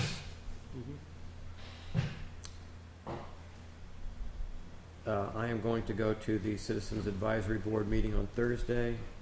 Art is going to talk to Billy Martin about how to get a water fountain at Howard Park. David, I know you gave yourself some action items, but I didn't write them down. We're gonna have, check for Art on the truck financing with Bill. Yes. There's grader training we're gonna bring up. Let's see. The tax sale was done. Any more? I think that's about it. Oh, the tax sale, yeah, I need to, Yeah, the tax sale needs to be taken. I need to talk to, Mr. O'Toole about the tax sale, assigning that to the McGuires. Right, no late water bills. So That's still, we're gonna adopt that policy, yeah, adopt the policy Yeah. on the water. Yeah, they were gonna get back to us. but they were gonna do that, or we're not gonna be in, but they were gonna do that. They'll put a model policy up for us. Yes. Okay. Well, I am gonna check about the live broadcast problem with Comcast. I heard about that today. I don't understand where the problem is, but I'm being led towards Comcast as being. Yeah, we need to push on that. We made some initial inquiries, said we couldn't, they were not able to send their signal out. Cat TV is not able to send their signal out. They talked to Comcast, we talked to Comcast. Comcast came back with an initial report that there was a fiber problem. we're not getting enough fiber, so. Which is a problem for a lot of us, I think. And so we need to pursue that because it doesn't seem to be moving. And it's been, over, It's my issue. close to 2 months, I think, now that we haven't been able to broadcast. Yeah, that's kind of what I got today. Just people were calling about wondering if it was gonna be televised live tonight. And I was like, no, I understand it's been discussed with Comcast. They've been here and they've left and just kind of drifted away, so. So do you rely on a wireless, or do you plug right into the, for live publication? What's the? Well, yeah, obviously I just record it now and then we'll broadcast it from the station. Typically, No, but they plug into the wire, the cable Yeah. wire here, and by Yeah. some magic, they're able to send the signal up the wire live, but that hasn't been working. All right, Dave, you wanna talk to Comcast? Yeah, I'll try and find out why. This should just be solved. It can't be that difficult. Yeah. I mean, you know, if I would, this is not a badly wired area right here. I mean, I'll just find out. But it did remind me that I did bring up one thing on my part. The scale at the transfer station has been disabled Right. due to a lightning strike. And we hope to have it back up tomorrow. They're supposed to be back with the 20-cent fuse they need to get it running. Okay. Yeah, they came down without any fuses. Fortunately, it didn't burn the whole panel out, which is what I originally thought happened. So they left and they're coming back reluctantly, but they're going to bring the fuse this time. And hopefully that will get it completely running. There's the new panel's $450, and we don't need it at this point anyway. Yeah, and David and I were talking, we ought to think about getting a new scale, because that scale was purchased from a company in St. John's. St. John's, very, very big scale company, but it's over $400 for them to respond to a service call. And, yeah. They charge $400 in mileage every time they come down here to replace a 20-cent fuse. Yeah, and he came down and he didn't have the fuse, and he wanted to sell me a new. Oh, He wanted to sell me a new board because he said it's going to cost $400 to come back, and you might as well buy a new board. And I was like, no, go get a fuse. Mail us the fuse. Well, he can't because I have suggested. But if I open the panel? then it's no longer valid. See, when he fixes it, when he puts the 20-cent fuse in, he can then certify it to the state that it works properly, that it weighs the right amount. If I put it in, there's no certification. I have my scale serviced by Albany Scale Service. Let me find out what their service charge is. Yeah, because, I mean, it's just a standard thing, and to tell me he had to come back on another service trip for $400 to bring the 20-cent fuse. It's not like you're weighing produce or something, it's just garbage. Well, what they did was they rescheduled because I talked to them for a while, and they rescheduled, and now they're just going to drive over when they're in Brattleboro tomorrow and put the fuse in. Yeah. So it's like, but the initial service call is just, That's great. it's too far. I don't know why it seems, even for St. Johnsbury, it seems ludicrous amount of money. So we'll do it this time because that's who we had. But yeah, if you're using somebody in Albany, that has to be cheaper than this. It's just a standard scale. It's nothing interesting. So A digital readout. yeah, Okay. it's a simple panel, popped out, simple boards. How and big stuff. is the platform? It's about 2 by 2. 2 by 2. Yeah, that's all. It weighs bags of garbage. It's a small scale, yeah. It's, a it's small not like a scale. platform for a truck. It weighs bags of garbage. Got 100-year-old beam scales that'll do Yeah. that. Well, that's what I was thinking. thinking. Over A bathroom. Balance thing, huh? Yeah. We charge by the 12-pound increment. I would say that Yeah. if we get it within plus or minus 6 pounds, that's all we need. Paying $400 for a service call on I know, when that's all the It's accuracy we outrageous. need. It's is, really outrageous. But So yeah, that's who we have We need right to- now. I gotta get somebody local for that. landfill permit. All right. Art has asked that we go into executive session briefly to discuss the job evaluation of the road foreman. So, Motion to go into executive session. yes. I worked on the planning commission in Florida for 8 years. And didn't get paid to do it. But I gotta tell you, that's a thankless job. And I really feel bad for this guy. Chris. this, yeah. you should do something to, whatever the communication, whatever you want to have people get attracted to Shasta, somehow more defined, because that's a lot of work. And so, I just think that Yeah. I think we all agree that that was unfortunate the way that played out. yeah, well, anyway, so. Thank you. Good night. We have a motion to go into the executive session from Mitch, seconded by Tim. All in favor, say aye. Aye. Here's the warrant.